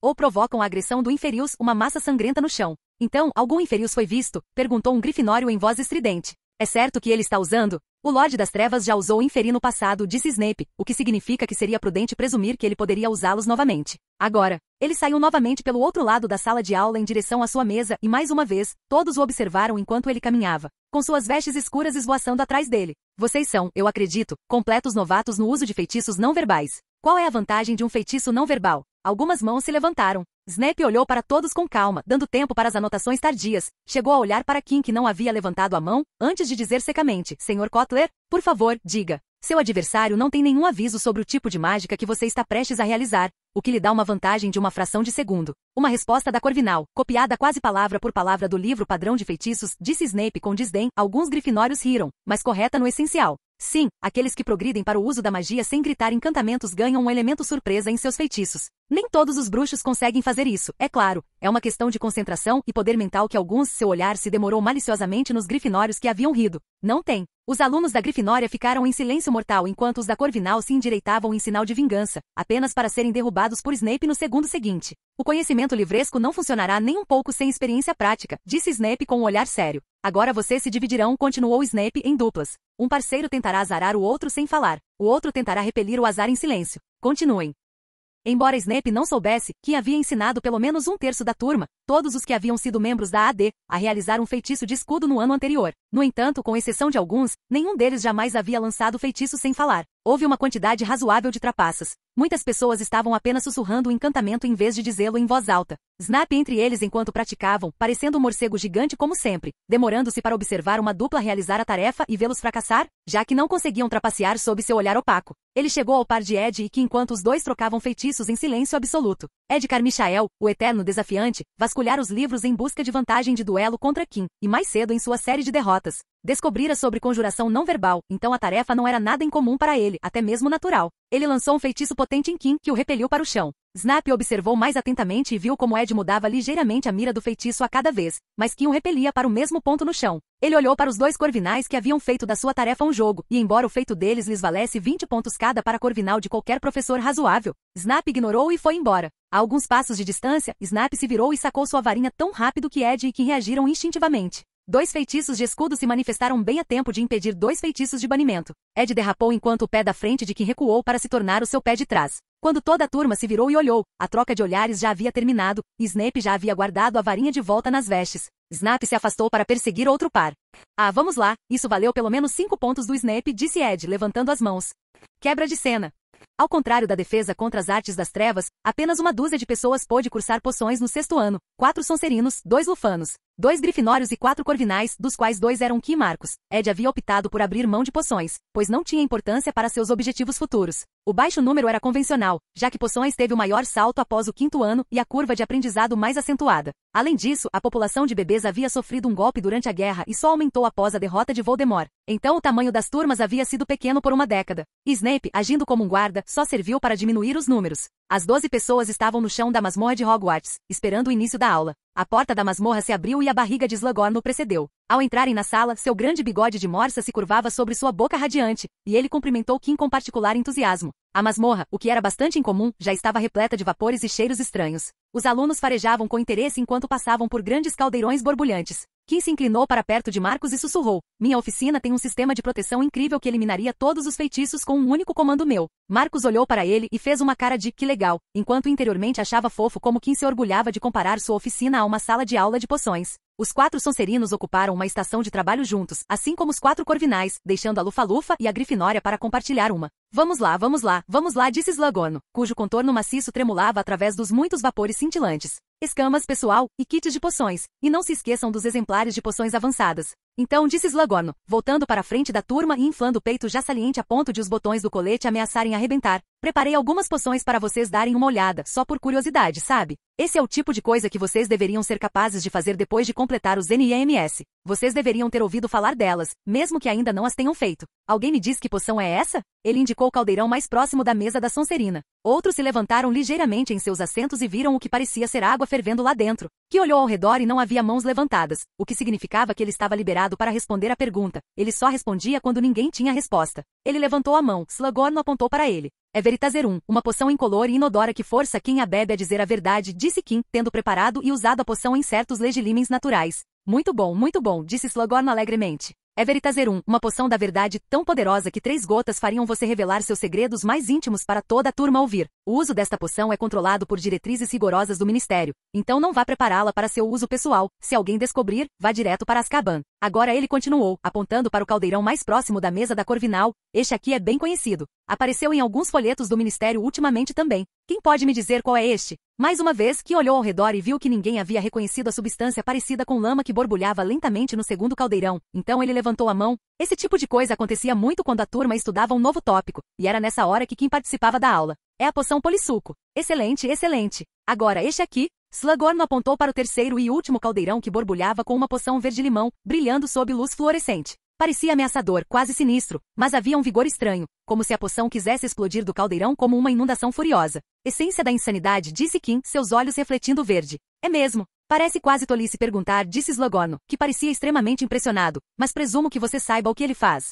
Uma dose da poção pode fazer com que o bebedor haja irracionalmente por um mês, ele pode agir como um louco, ou suas inibições podem diminuir a ponto de não conseguir mais reprimir nenhum desejo, que então sussurrou em uma voz inaudível para todos além dele. Aniquilação completa do ego, deixando o ID no comando. Exatamente. Você o reconheceu, suponho, pelo seu distinto tom de verde brilhante. E o vapor subindo em baforadas características, disse Kim claramente. Fabuloso, Kim. Leve 30 pontos merecidos para Corvinal, disse Slughorn jovialmente. Como esperado dos melhores do ano. E agora, disse Slughorn, é hora de começarmos a trabalhar. Hoje vamos trabalhar com... Kim, há algo errado? Perguntou Marcos, olhando para Kim que parecia subjugado depois de responder as perguntas. Não é nada. Eu só não gosto da essência da insanidade, disse Kim. Já li sobre o que pode fazer com uma pessoa, e bem, digamos que não são agradáveis. Ele não podia dizer que a poção o lembrava de um inferno que ele havia vivenciado pessoalmente. A tarefa de Slughorn era a poção estímulo, uma poção restauradora de magia após o esgotamento do núcleo. Era uma poção de emergência que causava efeitos colaterais graves se tomada repetidamente ou na dose errada, mas que quando usada corretamente, fazia a pessoa se sentir como se estivesse se afogando em magia. Todos começaram a preparar as poções. Ouviu-se um ruído de raspagem quando todos puxaram seus caldeirões e alguns estalos altos quando começaram a adicionar pesos às balanças, mas ninguém falou. A concentração na sala era quase palpável. Os presentes levavam o estudo de poções a sério. Todos olhavam ao redor para ver o que o resto da turma estava fazendo. Isso era uma vantagem e uma desvantagem de poções. Era difícil manter o trabalho em segredo. Mas Kim se mantinha reservado, preparando sua poção no seu próprio ritmo, sem prestar atenção ao que os outros estavam fazendo. Em poucos minutos, o lugar inteiro estava tomado por um vapor azulado. Todos estavam ou cuidando de seus caldeirões ou com a cabeça enterrada nos livros. Slughorn olhou para todos, satisfeito com aquele grupo de alunos. Mesmo sendo rudes, ele conseguia enxergar o potencial e a garra. Seus olhos se voltaram para Kim, e ele notou algo diferente dos outros. Enquanto todos se dedicavam às suas poções, Kim limpava sua estação de trabalho e ao mesmo tempo observava sua poção. Um sinal claro de um mestre de poções disciplinado e experiente. E o tempo. Acabou, gritou Slughorn. Parem de mexer, por favor. Slughorn movia-se lentamente entre as mesas, espiando os caldeirões. Não fez nenhum comentário, mas ocasionalmente mexia ou cheirava as poções. Finalmente chegou à mesa onde os corvinais estavam sentados. Acenou com aprovação para a poção de Marcos. Depois para a de Kim, e uma expressão de incrédula alegria se espalhou por seu rosto. O melhor de todos, gritou ele para a masmorra. Excelente, excelente, Kim. Meu Deus, que bebida potente, Kim. Isso fará com que alguém se sinta como um viajante no deserto e veja o paraíso. Kim curvou-se com um sorriso educado. Ao contrário de Harry Potter, ele não precisava de um livro de poções do príncipe mestiço, ele era um maldito livro. E o príncipe mestiço, essa pessoa, não tinha nada contra ele. Em uma disputa, ele acabaria com o príncipe mestiço, que sofria da síndrome da 8ª série. Capítulo 277.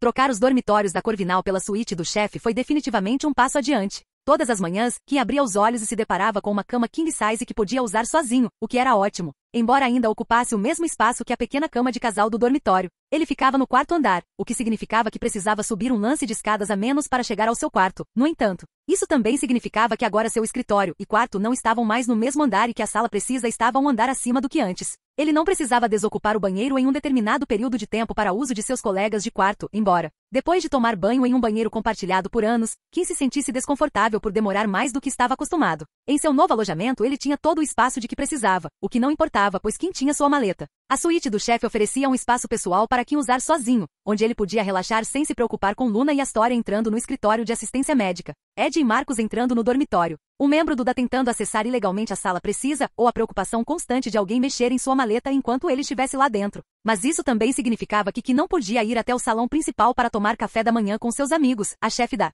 Sonserina não era muito de falar.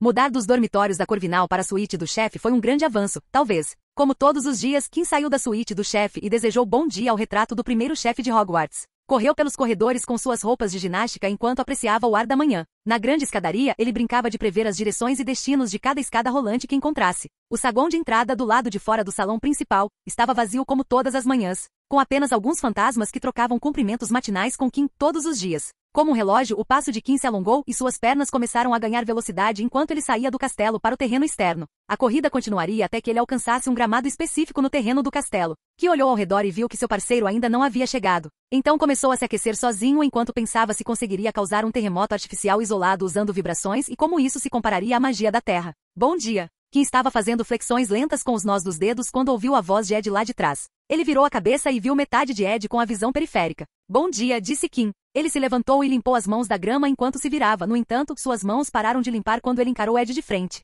Tracey, ele disse, perplexo. Em pé na frente dele estava Tracey Davis, vestida com roupas de ginástica não mágicas. Kim semicerrou os olhos para as roupas. Ele as reconheceu. Essas roupas Elas eram um dos muitos conjuntos que ele presenteou Ed. O Ed me pediu para usá-los. Ele disse que você disse que eles são feitos para exercícios, perguntou Tracey enquanto se virava. Eu pareço estranha neles? Me sinto um pouco estranha usando-os. Kim virou os olhos para Ed, que observava Tracey de lado. Ele olhou para Kim e disse, um pequeno ajuste de tamanho e parece que foram feitos sob medida para ela. E o jeito como Ed olhava para Tracey demonstrava que ele estava satisfeito com seu trabalho. Então, Tracey, o que fez você acordar tão cedo só para vir aqui? Perguntou Kim. O Ed estava me contando sobre o dia dele, e ele disse que vocês dois treinam aqui, todos os dias, disse a namorada enquanto abraçava o namorado. Eu queria ver exatamente o que vocês dois fazem todas as manhãs. Ah, entendi, disse Kim, olhando para o melhor amigo. Bem, basicamente só treinamos. O Ed faz os exames físicos para poder pilotar melhor a vassoura. Pilotar uma vassoura exige treinamento físico? Não é só sentar e controlar a vassoura? Perguntou Tracey, inclinando a cabeça. Ah não, há muito mais na arte do voo competitivo do que apenas sentar em uma vassoura, disse Kim, sentindo seu lado treinador aflorar. Jogadores de quadribol estão entre os atletas mais bem preparados do mundo e seguem estratégias únicas de preparação física e mental.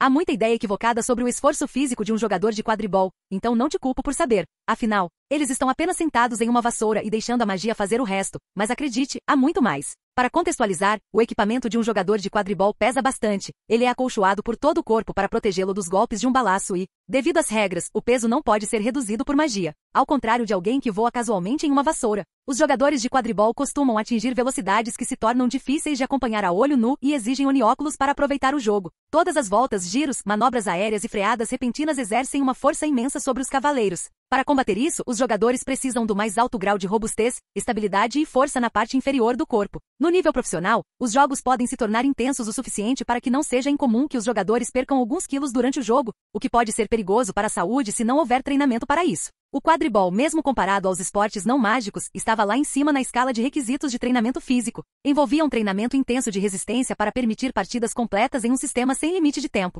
O esporte exigia treinamento de força, treinamento da parte inferior do corpo, treinamento da parte superior do corpo, treinamento de postura e estabilidade, e o fortalecimento do pescoço para suportar o impacto da força sentida durante o voo. E por quê? E você não é nenhum estranho à fisicalidade do esporte. Balaços estão sempre batendo nos jogadores. Jogadores estão batendo uns nos outros, há colisões frontais intencionais, batidas no campo abaixo ou nas arquibancadas ao redor do estádio são cenas comuns. Kim tocou a nuca enquanto virava o pescoço. É por isso que todo jogador de quadribol precisa estar no auge do seu treinamento físico para jogar com eficácia. Você se lembra de Viktor Krum, certo? A testa de Tracey franziu por uma fração de segundo antes que seus olhos brilhassem de reconhecimento. O campeão de Durstram, Viktor Krum. Sim, ele é jogador de quadribol e, mais importante, joga como apanhador. Kim podia ver a confusão nos olhos de Tracey. Apanhadores precisam ser ágeis e leves para voar mais rápido do que outros jogadores de posição, já que o pomo se move em alta velocidade com ângulos acentuados. O físico arquetípico de um apanhador seria o de Harry Potter, magro e leve. Mas Viktor Krum, aquele cara tinha músculos grandes. Nos níveis profissionais, até mesmo o chamado apanhador leve precisa treinar o corpo para ter a mínima chance de jogar. Houve casos de jogadores de quadribol que fraturaram o pescoço e a coluna em colisões em alta velocidade. Então, todos os jogadores de todos os times se certificaram de treinar para não se machucar. Mesmo que as lesões pudessem ser curadas sem danos prolongados, nenhum clube queria um jogador que se machucasse no meio do jogo e ficasse fora pelo resto da partida. E talvez até pela próxima. Era um esporte competitivo, e os jogadores trabalhavam para sobreviver. Tracey se virou para Ed com um olhar marejado e se agarrou a ele. Não é tão ruim quanto ele diz, disse Ed, em tom apaziguador. Tenho treinado regularmente há alguns anos. Hoje em dia nem sinto mais os golpes dos outros. São como pancadas leves, e mesmo em um dia ruim. Ed lançou um olhar furioso de soslaio para Kim. Kim encolheu os ombros, as sobrancelhas franzidas. Foi ela quem perguntou. Bem, não exatamente, mas o que ele deveria fazer ficou claro. Demorou um pouco para que Tracey acalmasse as preocupações antes que pudessem começar a malhar. E enquanto Kim continuava seu treino como sempre, Ed brincava com Tracey, agindo como um instrutor para a novata da academia. Por que você a trouxe aqui? Kim perguntou a Ed enquanto observavam Tracey deitada no chão, cobrindo os olhos como uma estrela do mar, com o peito arfando para cima e para baixo. Ela não disse? Ela queria ver o que fazíamos de manhã, disse Ed, bebendo água da sua garrafa. Se ela pedir, você recusa, disse Kim pegando a garrafa. Isso é óbvio.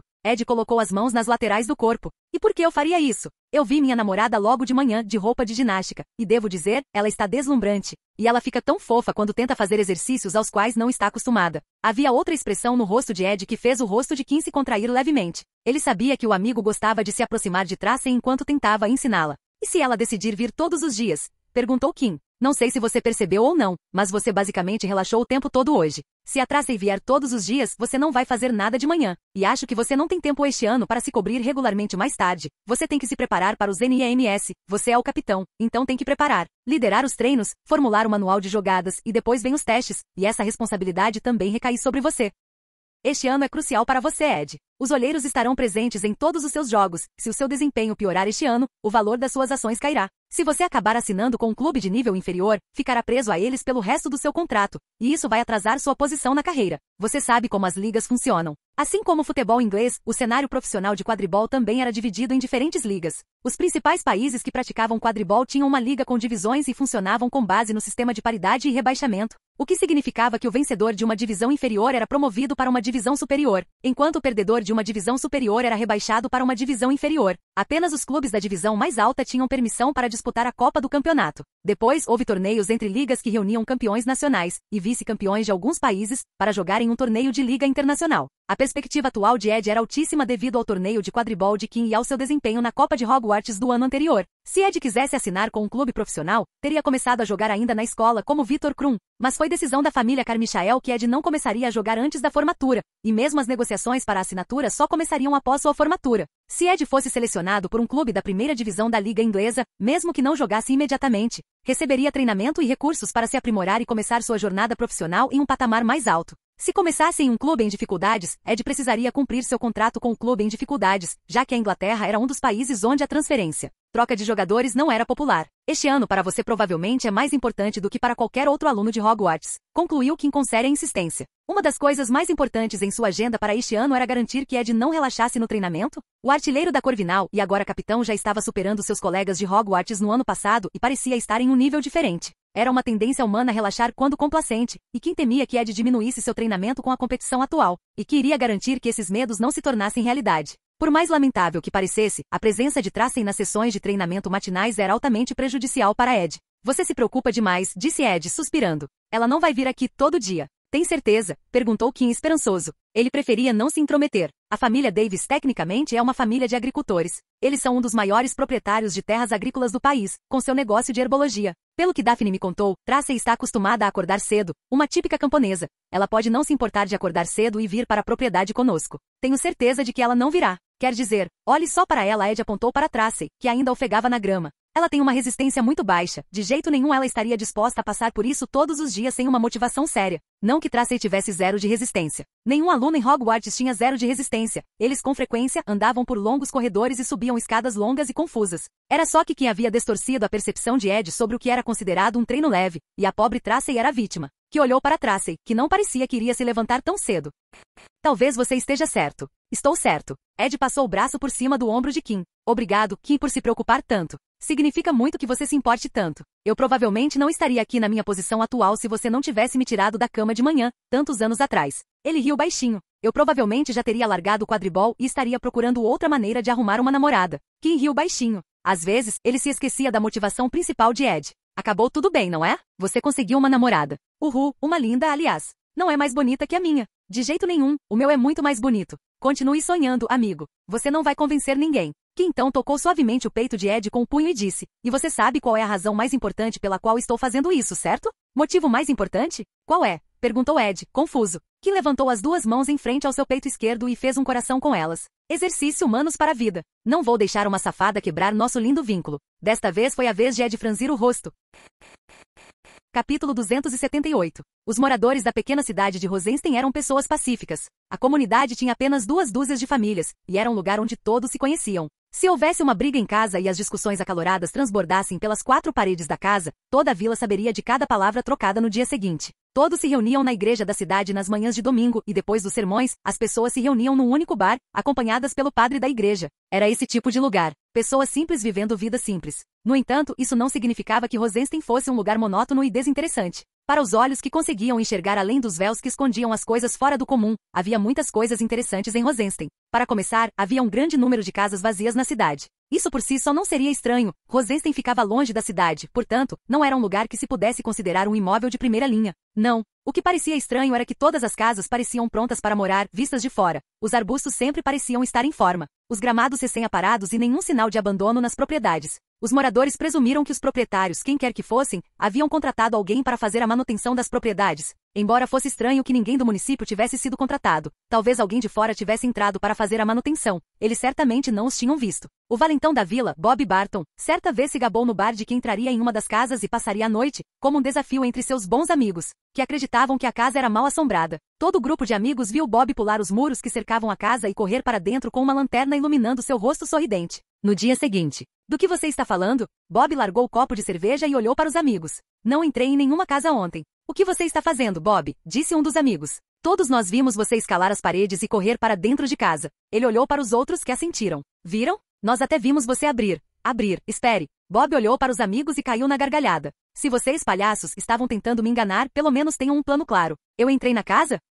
Completou ele com um sorriso irônico. Os amigos trocaram olhares sombrios. Nós o vimos, certo? Perguntou um deles. Sim, acho, disse outro, franzindo a testa. Ele bagunçou o cabelo. Talvez tenhamos bebido demais. Ou talvez a casa seja realmente mal assombrada, disse um terceiro. Ele engoliu em seco, com um olhar assustado. Não parecia que Bob estivesse mentindo. E se ele estivesse mesmo dizendo a verdade, só havia uma explicação possível. A casa era mal assombrada, como eles brincavam. Enquanto Bob e seus amigos conversavam, outra pessoa estava sentada ao lado dele, com um chapéu fedora na cabeça e um sobretudo no corpo. Ele ergueu a varinha, e uma caneca de cerveja atrás do balcão voou em direção à torneira na parede. A torneira girou, e cerveja dourada espirrou, caindo na caneca com espuma branca por cima. A caneca cheia voou sobre a cabeça do barman e caiu na frente do homem. O homem tomou um gole da cerveja que havia servido, com o ouvido atento à conversa dos meninos. Eles pararam de falar sobre o bobo do Bob e sua tentativa ainda mais boba de se agachar na casa vazia, e passaram a morar em casas mal assombradas. Ele tomou outro gole antes de pegar sua varinha no balcão e acenar para o grupo de garotos. Um por um seus olhos ficaram opacos, vazios e distantes, e eles pararam de falar. O homem os observou por meio minuto antes de abaixar a varinha, e no momento em que o fez, os garotos começaram a falar novamente, no entanto. Agora estavam falando sobre a filha do açougueiro. O homem se levantou do banco do bar, tomou um grande gole para terminar a cerveja e bateu a caneca no balcão com um suspiro gutural de satisfação. O barman pegou seu pano e começou a limpar o balcão quando encontrou uma caneca de cerveja vazia à sua frente. Será que eu servi esta? Perguntou-se enquanto pegava a caneca, mas não conseguia se lembrar de ter servido uma. Ele riu baixinho. Talvez fosse o fantasma da casa mal assombrada de que o grupo de garotos inúteis falava. O homem de chapéu fedora caminhou pela vila, observando a tranquilidade da região. Ele gostava de lugares como aqueles. Era muito mais fácil trabalhar lá, ele raramente enfrentava problemas como nas grandes cidades. Além disso, era muito mais fácil trabalhar sozinho do que em grupo. Ele entrou na mesma casa que Bob havia invadido ontem. Sentiu um arrepio ao passar pelos portões da propriedade. Bateu nas portas duplas com uma aldraba em forma de touro. A porta se abriu e uma mulher vestida com roupas de bruxa apareceu de lá. Senhora Vesten, disse o homem, colocando o chapéu coco removido sobre o peito, o assunto foi esclarecido. O garoto trouxa e seus amigos não vão mais falar ou sequer pensar na sua casa. A cidade de Rosenstein era uma vila mista que abrigava tanto trouxas quanto bruxos. Havia dois tipos de vilas mistas. O primeiro tipo eram aquelas onde as famílias bruxas viviam entre seus pares trouxas sem se esconder completamente e fingiam fazer parte da sociedade trouxa, geralmente ocupadas por famílias de nascidos trouxas ou meio-sangues. Havia também vilas mistas como Rosenstein, onde as famílias bruxas preferiam viver em completa obscuridade. As casas que os trouxas acreditavam estarem vazias eram lares das famílias bruxas que viviam sob o disfarce de feitiços e proteções que as mantinham escondidas daqueles que não deveriam saber. Eles viajavam pelo flu e, no máximo, saíam para seus jardins que também estavam obscurecidos. Obrigada, Sr. Witt, disse a Sra. Vesten, curvando-se para o obliviador do ministério. Gostaria de entrar para tomar um chá, Sr. Witt? Meu marido e eu teremos prazer em recebê-lo. Agradeço a oferta, Sra. Vesten, mas gostaria de recusar, disse Witt, guardando o chapéu. Por favor, não hesite em contatar o departamento de oblivadores se outra pessoa decidir invadir sua casa. Witt tirou o chapéu para a moça e saiu da casa. Não havia nenhuma regra que o impedisse de tomar chá, e a Sra. Vesten era bonita o suficiente para que ele apreciasse sua presença, mesmo que o marido dela estivesse presente. No entanto, o problema era o marido dela, Randolph Vesten. Ele não podia ofender o chefe da autoridade da rede de flu, então era sensato Witt se manter longe do grandalhão. Witt retirou sua varinha, e os 3 DS da aparatação surgiram em sua mente. O que temos aqui? Um obliviador? Que coincidência! Witt virou-se para a voz grave e viu um grupo de homens vestidos com túnicas pretas sobre uniformes escuros idênticos. O uniforme lhe pareceu familiar, mas antes que sua mente pudesse entender o porquê, ele direcionou sua atenção para o rosto do homem. O coração de Witt começou a bater forte no peito enquanto sua garganta secava, e seus olhos começaram a tremer levemente. Augusto Rockwood. Poucos funcionários do ministério não reconheceram o ex-nominável e o agora fugitivo comensal da morte. Todos os funcionários do ministério haviam recebido repetidos seminários sobre como alertar a divisão de aurores ao avistarem qualquer um dos comensais da morte conhecidos. Todos os funcionários do ministério tinham os rostos dos comensais da morte memorizados de cor. Ah, então você me conhece. Isso facilita, disse Ronquod com um sorriso plácido. Estamos aqui para fazer uma visita a Randolph Westen. Já que você está aqui com feitiços antitrouxas cobrindo o corpo, os olhos conhecedores do ex-inominável percorreram o corpo de Vit. Você poderia ter a gentileza de nos levar até a casa dos Westen? Vit apertou a varinha com mais força. Sua cabeça latejava e seu rosto começou a esquentar. O que ele deveria fazer ali? Não podia escapar. Havia meia dúzia de comensais da morte à sua frente. Não podia chamar Aurores e estava sozinho. Seus pensamentos se encerraram ali, quando sentiu um choque no corpo e tudo escureceu. Os olhos de Ronquod seguiram o corpo em colapso antes de erguer os olhos para a fonte do feitiço atordoante. O homem era da cor de um palito de fósforo, pálido como um vampiro e com olhos mortos como os de um peixe. Por que você está perdendo tempo com o oblivador? Perguntou Rivers Locke com sua voz monótona enquanto abaixava a varinha. Eu conheço a casa de Westen, e você também. Ronquod deu de ombros, sacou a varinha e apontou-a para o homem caído. Avada Kedavra, um raio verde brilhou de sua varinha. Ronquod guardou a varinha no bolso e se virou para os comensais da morte atrás dele. Tragam-no, vamos deixá-lo na casa dos Westen. Houve quase uma mudança na expressão do grupo quando um comensal da morte do grupo levitou o corpo sem alma e o levou consigo enquanto se moviam em direção ao seu destino. Ao chegarem ao destino, Ronquod franziu a testa para casa. Seu olhar percorreu o ar ao redor de toda a propriedade. Virou-se para Rivers. Você não disse que os Westen não tinham uma ala de proteção? Perguntou, com os olhos esperando uma resposta. Não, disse Rivers. Eu havia enviado pessoas alguns dias atrás, quando não havia ninguém em casa para patrulhar. O relatório dizia claramente que não havia sentinelas. Ronquod ergueu a varinha, e uma nuvem de poeira azul suave brilhou da varinha do ex-inominável. A poeira azul, que fluía livremente ao vento, parou repentinamente no ar e encostou-se a uma parede invisível. Então me responda, o que é isso? Ronquod apontou sua varinha para a poeira azul que iluminava uma parede invisível. Por que há uma proteção ao redor da propriedade? Rivers olhou silenciosamente para a magia de Ronquod antes de responder. As proteções podem ter sido ativadas no período entre o relatório de reconhecimento e hoje. Obrigado por afirmar o óbvio, disse Ronquod com sua voz rouca. Ele suspirou profundamente e fechou os olhos por um momento antes de falar. Muito bem. Vou desarmar as proteções e continuar como sempre. Você conseguirá fazer isso sem alertar os ocidentais? Perguntou Rivers claramente. Ao contrário de você que era um humilde escrivão, eu era um inominável, disse Ronquod, estreitando os olhos quando Rivers não respondeu. Estudei as proteções dos goblins. Serei capaz de desarmá-los sem notificar os infiltrados. Ronquod começou a entoar magia, e sua varinha enviou suaves orbes de luz que flutuavam em direção às proteções, mas no momento em que as tocavam, elas se transformavam em uma cor amarela vil.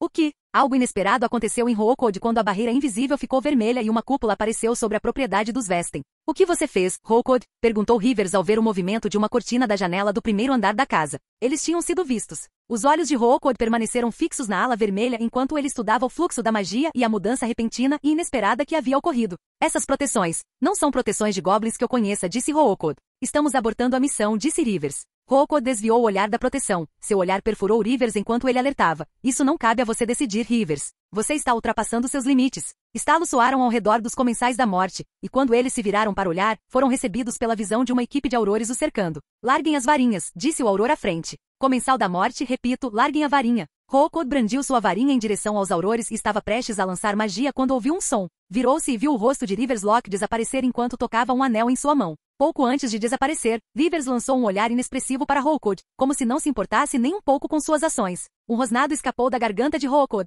Os comensais da morte do círculo interno estavam todos munidos de uma chave de portal que os levaria a um local seguro, caso precisassem escapar em caso de perigo. Mesmo que seu mestre tivesse sido impedido por Dumbledore no ministério, a missão no parque de diversões fora bem sucedida, satisfeito com o desempenho de Rivers. Seu mestre lhe dera uma chave de portal, que Rivers acabará de usar. Os olhos de Ronquod se voltaram para a mão erguida segurando a varinha, e para o anel idêntico ao de Rivers em seu polegar. Ele observou os comensais da morte à sua frente e então se aproximou dos aurores. Rivers estava certo em sua decisão, pensou, e apontou a varinha para o terreno entre ele e os comensais da morte, lançando um feitiço explosivo que lançou corpos e escombros de terra em direção aos aurores, que não esperavam a mudança repentina. Ronquod tocou o anel em sua mão e murmurou, Valpurgisnacht. Quando a poeira baixou e os aurores lidaram com os comensais da morte arremessados, eles descobriram que os fugitivos de Azkaban, Rivers Locke e Augustus Ronquod, haviam desaparecido. No dia em que o Lorde das Trevas Voldemort atacou o ossuário, a casa da família Bones, para matar a então ministra Amélia Susan Bones, a empresa Aegis Vardin Solutions, cujas proteções o Lorde das Trevas havia brutalmente destruído, entrou em contato com o DMLE. A Aegis elaborou uma proposta de colaboração entre a Aegis e o DMLE. Eles propuseram que se uma proteção da Aegis sobre a propriedade fosse acionada e os proprietários não lançassem um feitiço simples em caso de alarme falso, os aurores chegariam ao local. Amélia Bones, que ainda era chefe do DMLE na época, aprovou o teste da colaboração como seu último comando antes de sua promoção à cadeira de ministro. Para testar se o sistema funcionava, certos membros da hierarquia superior do ministério foram abordados e, entre eles, alguns se voluntariaram para ter proteções Aegis em suas casas. Randolph Westen, chefe da autoridade da rede de Flo, por acaso era um desses candidatos voluntários ao teste. Questionado por Amelia Bones, que teve a ideia que ela considerou brilhante, o representante da Aegis respondeu que a ideia veio de uma pessoa de alto escalão na organização, alguém que participou da criação do programa de proteção da Aegis. Capítulo 279. A superfície calma do Grande Lago era um espetáculo para ser visto. Quando completamente parado, refletia as montanhas que o cercavam e, do outro lado, refletia o glorioso castelo de Hogwarts. O Grande Lago era parte integrante de Hogwarts. Tanto que o Grande Lago era legalmente parte de Hogwarts, e há muito tempo foi nomeado habitat de vida aquática, abrigando múltiplas espécies que vivem em seu equilíbrio único. Não havia muitas coisas que perturbassem o espelho conhecido como Grande Lago, mas havia um ser vivendo dentro das águas que ocasionalmente transformava o espelho novamente em um lago. Esse ser era um dos principais motivos pelos quais o Grande Lago era considerado um habitat para a vida aquática. Uma pequena bolha surgiu na superfície do lago, gerando ondulações ao estourar, que comparadas ao tamanho do lago, eram minúsculas. No entanto, no momento seguinte, uma sombra surgiu sob a superfície do lago. A sombra escura cresceu até não poder mais. E um grande tentáculo semelhante a uma lula rompeu a superfície e subiu em direção ao céu. A ponta se moveu no ar por um instante antes que os instantes se tornassem agudos e o tentáculo mergulhasse de volta na água como uma flecha disparada de um arco. Dentro do lago, Kim ergueu a mão sobre a sua, e a água borbulhou violentamente. O tentáculo acima lançou-se em sua direção, mas os olhos de Kim seguiram os outros 8 que se agitavam na água. Quando o tentáculo se aproximou, a água borbulhante explodiu em uma explosão aquática e o lançou pelos ares como um macarrão mole. Ele sorriu. Seus olhos sorriram enquanto ele fitava os orbes amarelos sem esclera do oponente. Pareciam dizer: "Vamos lá, você consegue fazer melhor." Em resposta, mais meia dúzia de tentáculos emergiram do fundo do lago e se juntaram aos 8 de sua espécie. Os olhos do Kraken brilharam com um vigor animado enquanto ele balançava seus apêndices, enviando densas ondas subaquáticas em direção a Kim, que moveu a mão em um arco, e a onda que se aproximava se transformou em bolhas, mas essas bolhas se abriram e se quebraram quando outra onda se seguiu, esta maior e mais rápida do que a anterior. Kim ergueu a mão em direção às ondas e mais uma vez ela se dissipou, mas no segundo seguinte sentiu um solavanco quando outra onda se abateu, depois outra e outra. E outra, múltiplas ondas subaquáticas o atacaram com toda a sua força aquática. Eu simplesmente tinha que ter esses pensamentos, pensou Kim estalando a língua enquanto a água ao seu redor começava a zumbir. As guelras em seu pescoço e peito se abriram para liberar bolhas de ar ricas em dióxido de carbono. As ondas começaram a se acumular em um ponto entre Kim e Kraken, e a cada movimento dos tentáculos de Kraken, o equilíbrio começava a mudar conforme a água violenta avançava em direção a Kim. Mas então finas faixas de água como aquelas deixadas por balas disparadas debaixo d'água, surgiram ao redor do ponto de acúmulo. O Kraken interrompeu seus movimentos sibilantes, seus olhos observando as listras com cautela enquanto elas apareciam em todos os lugares, esquerda, direita, acima, atrás. Centenas de pequenas listras apareceram, todas apontando para o amontoado. E então aconteceu. Como se as listras de água fossem cordas presas à água, centenas de forças de tração direcionadas puxavam a água no amontoado. E até mesmo as grandes ondas de água não conseguiam se unir, e uma grande ondulação surgia em todas as direções, borbulhando violentamente a água em seu rastro. Os olhos amarelos do Kraken se estreitaram na direção da confusão de bolhas, tentando enxergar além de seu pequeno oponente humano, embora não houvesse necessidade, pois o pequeno humano surgiu atirando as bolhas. Toda a visão de Kim se encheu com o Kraken e seus tentáculos ameaçadores. No entanto, em vez de se encolher diante daquele rosto aterrorizante, Kim sorriu, e suas mãos, que estavam puxadas para trás, parecendo segurar um peso enorme, se moveram para frente. Os tentáculos do Kraken, prestes a se aproximar de Kim, congelaram. Seus olhos se ergueram para olhar à frente e encontraram uma enorme parede de água correndo em sua direção. O Kraken olhou para baixo e viu através de seus olhos especiais a aura especial que cercava o pequeno humano, a aura possuída apenas por aqueles que amam a água. Todo o conjunto de tentáculos do Kraken se ergueu do leito do lago para encarar a água. Afinal, era o poderoso Kraken. Uma protuberância de água subiu na superfície do lago e correu para a costa a uma velocidade estonteante. A protuberância desapareceu na praia e Kim, vestido apenas com sungas, rompeu a superfície para pisar em terra firme, com a água se espalhando ao seu redor. Ele respirou pela boca, e uma nuvem branca escapou de sua boca no ar frio de meados de novembro. Um mergulho gelado e um treino físico intenso e mágico eram tudo o que ele precisava para começar a noite. Embora seus treinos de Muay Thai 3 vezes por semana dentro da sala precisa lhe proporcionassem bastante exercício, faltava-lhe a adrenalina e a euforia de lutar contra o Kraken, evento que ele reservava apenas algumas vezes por ano. Ele sacudiu os braços, e cada gota d'água em seu corpo se dispersou no chão, sem necessidade de toalha. Ki se virou para onde estavam suas roupas, apenas para parar no mesmo lugar enquanto olhava para frente. Ele tinha uma plateia. Esquadrão Dourado, disse Kim aos gêmeos Potter, Hermione e Rony, sentados sob uma árvore perto da praia. O que vocês estão fazendo lá fora com tanto frio? Entrem no castelo, senão vão pegar um resfriado. Se isso acontecer, terão que ouvir o sermão da Madame Pomfrey. Kim caminhou até a cúpula de terra a poucos passos dele e se abaixou para tocá-la, fazendo com que a terra se desfizesse e revelasse uma bolsa tipo estilingue. A sujeira na bolsa saltou do tecido quando Kim a pegou para tirar suas roupas. Devíamos estar dizendo isso a você, amigo, disse Ron, olhando para as águas geladas e para Kim. O que você está fazendo indo nadar com esse tempo? As duas garotas do grupo observaram Kim, que estava apenas de sunga, deixando o resto do corpo à mostra para seus olhos contemplarem e festejarem. Elas sabiam que Kim se exercitava de manhã antes do café da manhã e alguns anos antes, encontraram Ki e Ed durante os treinos. Mas naquela idade, elas não pensavam muito nisso, mas agora na doce idade de 16 e 17. Os olhos das duas garotas percebiam que todos aqueles anos de madrugada haviam valido a pena. Elas tentaram desviar o olhar, mas estavam impotentes, pois seus olhos não respondiam aos seus desejos. Kim deu de ombros enquanto recuperava sua varinha falsa e conjurou uma cortina que se trocava para tirar o calção de banho com um pouco de privacidade. De dentro, ele falou, eu gosto da água fria. É uma sensação boa na pele e refrescante, se assim posso dizer. Hera e Hermione desviaram o olhar da cortina que se trocava, mas ainda conseguiam ouvir o farfalhar das roupas. E enquanto Hermione mantinha o olhar distante, Hera espiou a cortina e se sentiu decepcionada com a opacidade da fina camada entre elas. A cortina conjurada desapareceu, revelando Kim vestido com suas vestes de Hogwarts e o broche de chefe brilhando na lapela. Então, o que te traz aqui hoje? Perguntou Kim olhando para o lugar.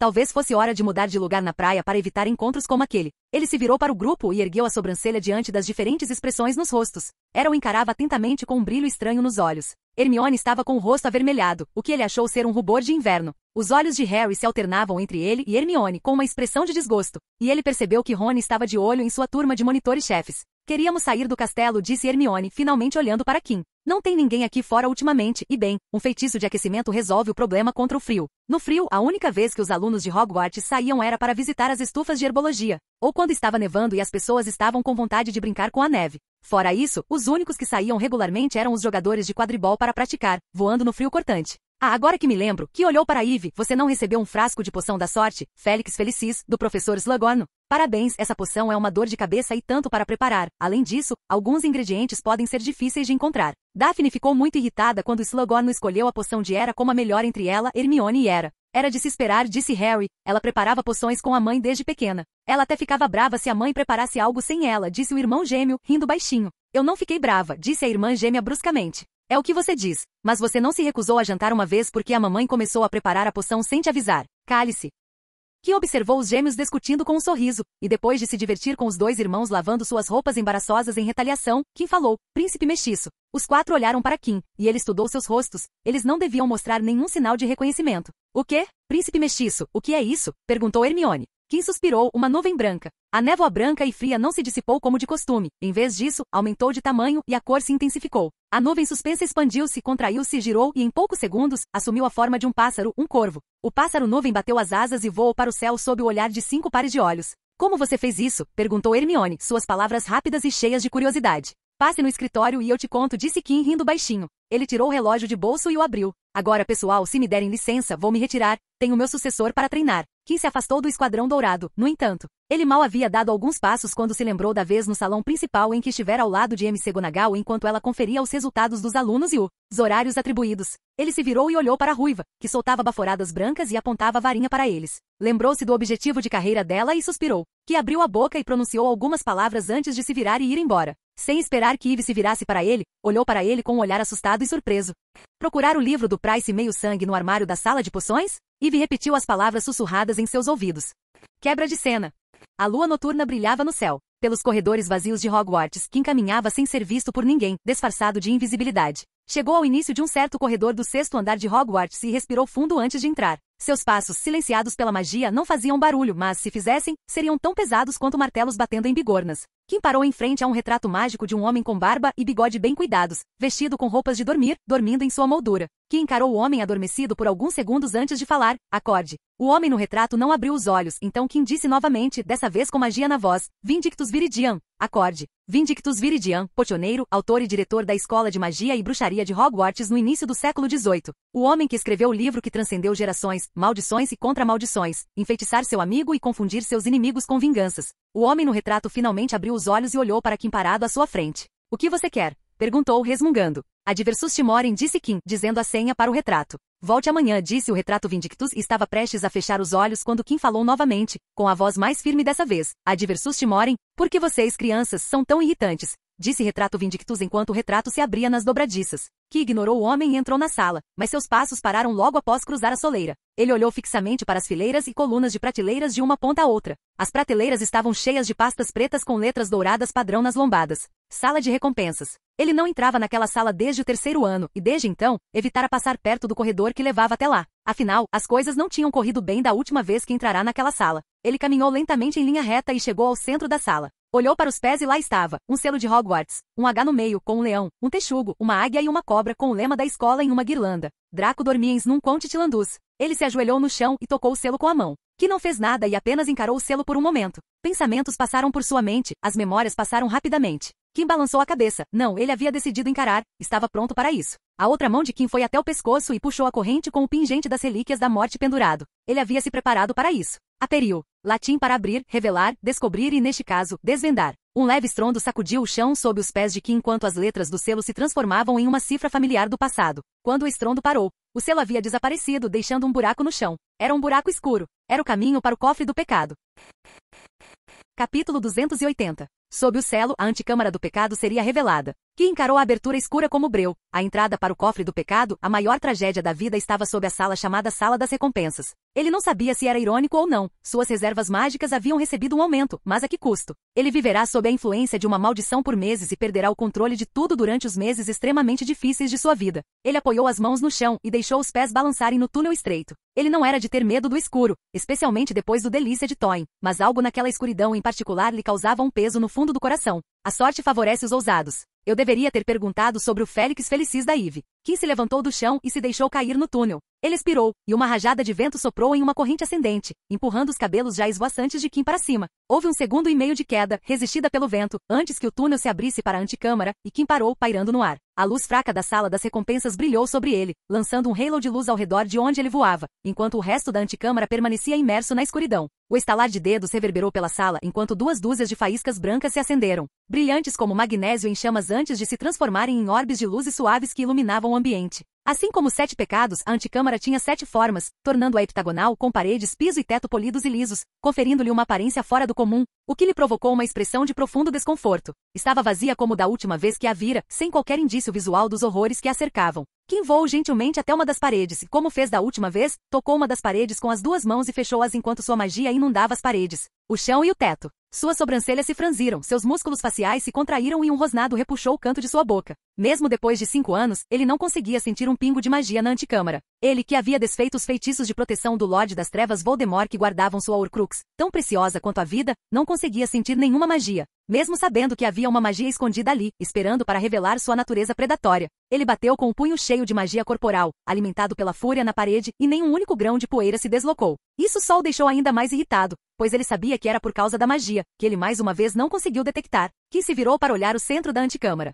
Ele encarou o chão escorregadio e soube que no momento em que pisasse nele, o pandemônio começaria, fosse lá o que fosse, ele nem sabia o que era, pois já havia ficado inconsciente antes mesmo de saber o que tinha acontecido. Ele não tinha a mínima ideia do que tinha acontecido e não tinha como descobrir sem desencadear os eventos novamente. A corrente em volta do pescoço e o pingente contra o peito eram frios. O frio era reconfortante enquanto o resto do corpo queimava com um leve calor. O vento soprava Kim para o centro da sala com os olhos fixos no chão. Quanto mais ele esperava e se dedicava aos pensamentos, mais sentia que não estava lendo. Estou pronto, as palavras saíram de sua boca. Vou vencer desta vez. O suprimento de magia do vento foi cortado e Kim pousou os pés no chão. Seus sentidos se elevaram ao máximo enquanto sua magia fluía por cada centímetro da sala, inundando a sala do tamanho de uma sala de aula de Hogwarts em um ambiente magicamente carregado. Seu lance mágico deu resultado quando Kim sentiu uma magia estranha se manifestar no quarto, e ela instantaneamente o atingiu. Kim flexionou seus músculos mágicos e direcionou sua magia para combater o ataque que vinha de todos os lados. O ataque contínuo de magia era como uma fera tentando cravar suas garras nele. Eram as mãos mágicas mais pesadas que ele já sentirá lançadas sobre si,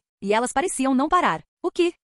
Kiki olhava para frente, enrijeceu-se de repente quando as paredes lisas à sua frente ganharam um brilho líquido e ondularam antes que runas emergissem nelas. Ele se virou rapidamente para olhar as outras paredes, e runas complexas haviam tomado conta das paredes antes brilhantes. Ele semicerrou os olhos para as runas nas paredes e seu coração apertou logo ao ver as primeiras observações. Num relance, ele avistou 7 camadas interconectadas de runas, indicando a complexidade da magia. Mas aquele foi apenas o primeiro golpe do martelo. pois Kim notou mais de 7 línguas rúnicas diferentes brilhando em luz multicolorida. As proteções Aegis eram a invenção rúnica mais complexa de Kim, e ele só usava 3 línguas rúnicas diferentes, pois não conseguia alcançar harmonia e sincronicidade por mais tempo. O último golpe de martelo, dos vários símbolos, alfabetos e hieróglifos, ele só conseguia reconhecer 3 conjuntos, 2 tipos de futark e uma antiga linhagem de egípcio proto-hieroglífico. Deste último ele só tinha visto registros rudimentares e sabia que as traduções se perderam com o tempo. Ele nem conseguia dizer de quais línguas as outras runas vinham. O desequilíbrio mágico e o caos apagaram as esferas de luz de Kim, e a sala ficou dominada por 7 luzes diferentes: violeta, verde, laranja, azul, amarelo, rosa e vermelho. O que vai acontecer? Os olhos de Kim saltavam de runa em runa, brilhando cada vez mais enquanto ele lutava contra as outras magias na sala. Um silêncio repentino, porém assustador, caiu sobre a anticâmara enquanto a outra magia desaparecia sem deixar vestígios. Em seu lugar, um peso pesado, viscoso e sufocante começou a vazar das runas. O coração de Kim palpitava fora de ritmo enquanto seus instintos básicos, o âmago do seu ser, gritavam para ele correr. A magia corporal o sacudia enquanto a magia do vento corria solta enquanto ele disparava em direção à única saída, entrada. No entanto, apenas um passo largo, auxiliado pela magia, após a magia da runa atingir o alvo. Raios de 7 cores diferentes dispararam em direção ao alvo pretendido em velocidades de laser, gritando enquanto a sala se iluminava. Os raios atingiram Kim, e ele cambaleou até o chão, ajoelhando-se. Ele podia sentir a magia quente e fria cortante atravessar sua pele e perfurar seu ser. Não. Os olhos semicerrados de Kim se abriram de repente e um brilho roxo desafiador brilhou, sem vontade de se submeter. Sua magia rugiu e as reservas acumuladas ao longo dos anos, que há muito haviam ultrapassado o nível de obscenidade para um humano, foram colocadas em ação. Kim sabia que não tinha o foco mágico ou a experiência para utilizar plenamente suas reservas, e duvidava que fosse capaz de atingir os níveis desejados tão cedo. Levaria pelo menos mais algumas décadas para chegar a um ponto em que tivesse controle total sobre sua magia. Ele não gostava de injetar 11 unidades de magia em um feitiço que só conseguia utilizar corretamente 10 unidades de magia. Se quisesse utilizar 11 unidades de magia, encontraria outra magia que pudesse fazê-lo. Mas não havia nenhum feitiço que pudesse utilizar as centenas de milhares de unidades de magia dentro de Kim. Então ele não tinha escolha a não ser levar a magia além do limite de eficiência. Todo o corpo de Kim brilhou em 7 cores diferentes, enquanto faixas ainda mais brilhantes o cobriam. A magia dos raios já havia rompido a barreira física do corpo e alcançado a residência da alma etérea. A alma brilhante flutuava em um lugar branco puro, mas de repente, raios de 7 cores diferentes invadiram a brancura imaculada e avançaram em direção à alma brilhante no centro. Os raios revelaram sua lâmina afiada, semelhante a uma lança, e perfuraram a alma. No entanto, a alma não estava indefesa. Era uma das raras almas que ousaram vagar pelo reino da magia da alma, uma parte mágica da Trindade. Um escudo surgiu ao redor da alma perfurada pelos raios. Gritos ecoaram por todo o espaço branco imaculado. Tentaram perfurar o escudo, mas ele permaneceu sólido como uma montanha inabalável. As listras mudaram de marcha em uma fração de segundo e pararam de perfurar. Em vez disso, veias de 7 cores brotaram na superfície do escudo e grudaram nele como um parasita. Imediatamente depois, todo o espaço branco puro foi coberto por manchas e listras de 7 cores diferentes. Contudo, a alma estava segura. Kim se esforçou com os 2 joelhos no chão. As vigas haviam parado. Sua boca estava seca como giz, e ele engoliu em seco, como se estivesse engolindo uma bola de bile. Sua camisa estava completamente encharcada e sua cabeça parecia estar pegando fogo. Seu coração batia tão rápido que doía, e seus dedos tremiam como um viciado faminto. Ugh, merda, merda, merda. Eu estou no controle. Eu estou no controle. Eu estou no controle. Ele podia sentir a maldição. Ele podia senti-la. Estava dentro dele. Se por um segundo ele parasse o escudo rudimentar em torno de sua alma que mantinha a maldição sob controle. Eu deveria deixar a maldição tomar conta. Foi tão bom da última vez. Os olhos de Kim se arregalaram ao ouvir sua voz, preguiçosa e indiferente, ecoar em sua mente. Ele sabia o que era. Ele havia pensado na maldição do pecado por muito tempo durante o ano, então sabia que era sua preguiça falando. E isso só faria bem, seria bom e o aumento de poder que isso daria seria tão bom. Kim balançou a cabeça ao pensar em ganância. Já me recuperei da perda de foco uma vez, posso fazer isso de novo, conheço a fórmula. Afinal, eu sou eu. O orgulho mostrou sua feia cabeça violeta. Tanto faz, estou com fome. Usei magia demais, preciso ir para a cozinha. Ele sentiu seu corpo rosnar sob a gula. Ugh, que chatice. Eu devia levar a Daphne para a sala precisa, Ele cerrou os punhos para controlar o tremor. Olhou ao redor da anticâmara para ver se havia alguma coisa, qualquer coisa. Quer dizer, quem fez isso? Por que não consigo detectar nenhuma magia? Talvez eu consiga a resposta se deixar a maldição tomar conta. Ele podia sentir a inveja subindo pela sua garganta. Por que as vozes na minha cabeça não se calam? A última vez foi tão menos irritante. Ele mordeu o interior da boca e esticou o pescoço para acalmar sua ira. Kim se levantou do chão, endireitou as costas e sentiu a dor surda que se espalhava pelo corpo. Deu passos lentos em direção ao túnel. Voltou os olhos cansados para o teto e espiou pelo buraco. Ele não queria se mexer, só queria dormir ali mesmo e fugir por um tempo. Tudo ia começar de novo, e desta vez ele estava consciente em vez de estar completamente alheio à grave situação em que se encontrava. Desta vez, ele não iria aproveitar a sensação de felicidade por meses. Só se eu lutar contra a maldição, que olhou fixamente para a luz fraca que vinha do túnel. Isso vai ser um problema, não é? Fim do vídeo. Para acesso antecipado à continuação dos vídeos, ou para incentivar o canal, Vire membro. Muito obrigado.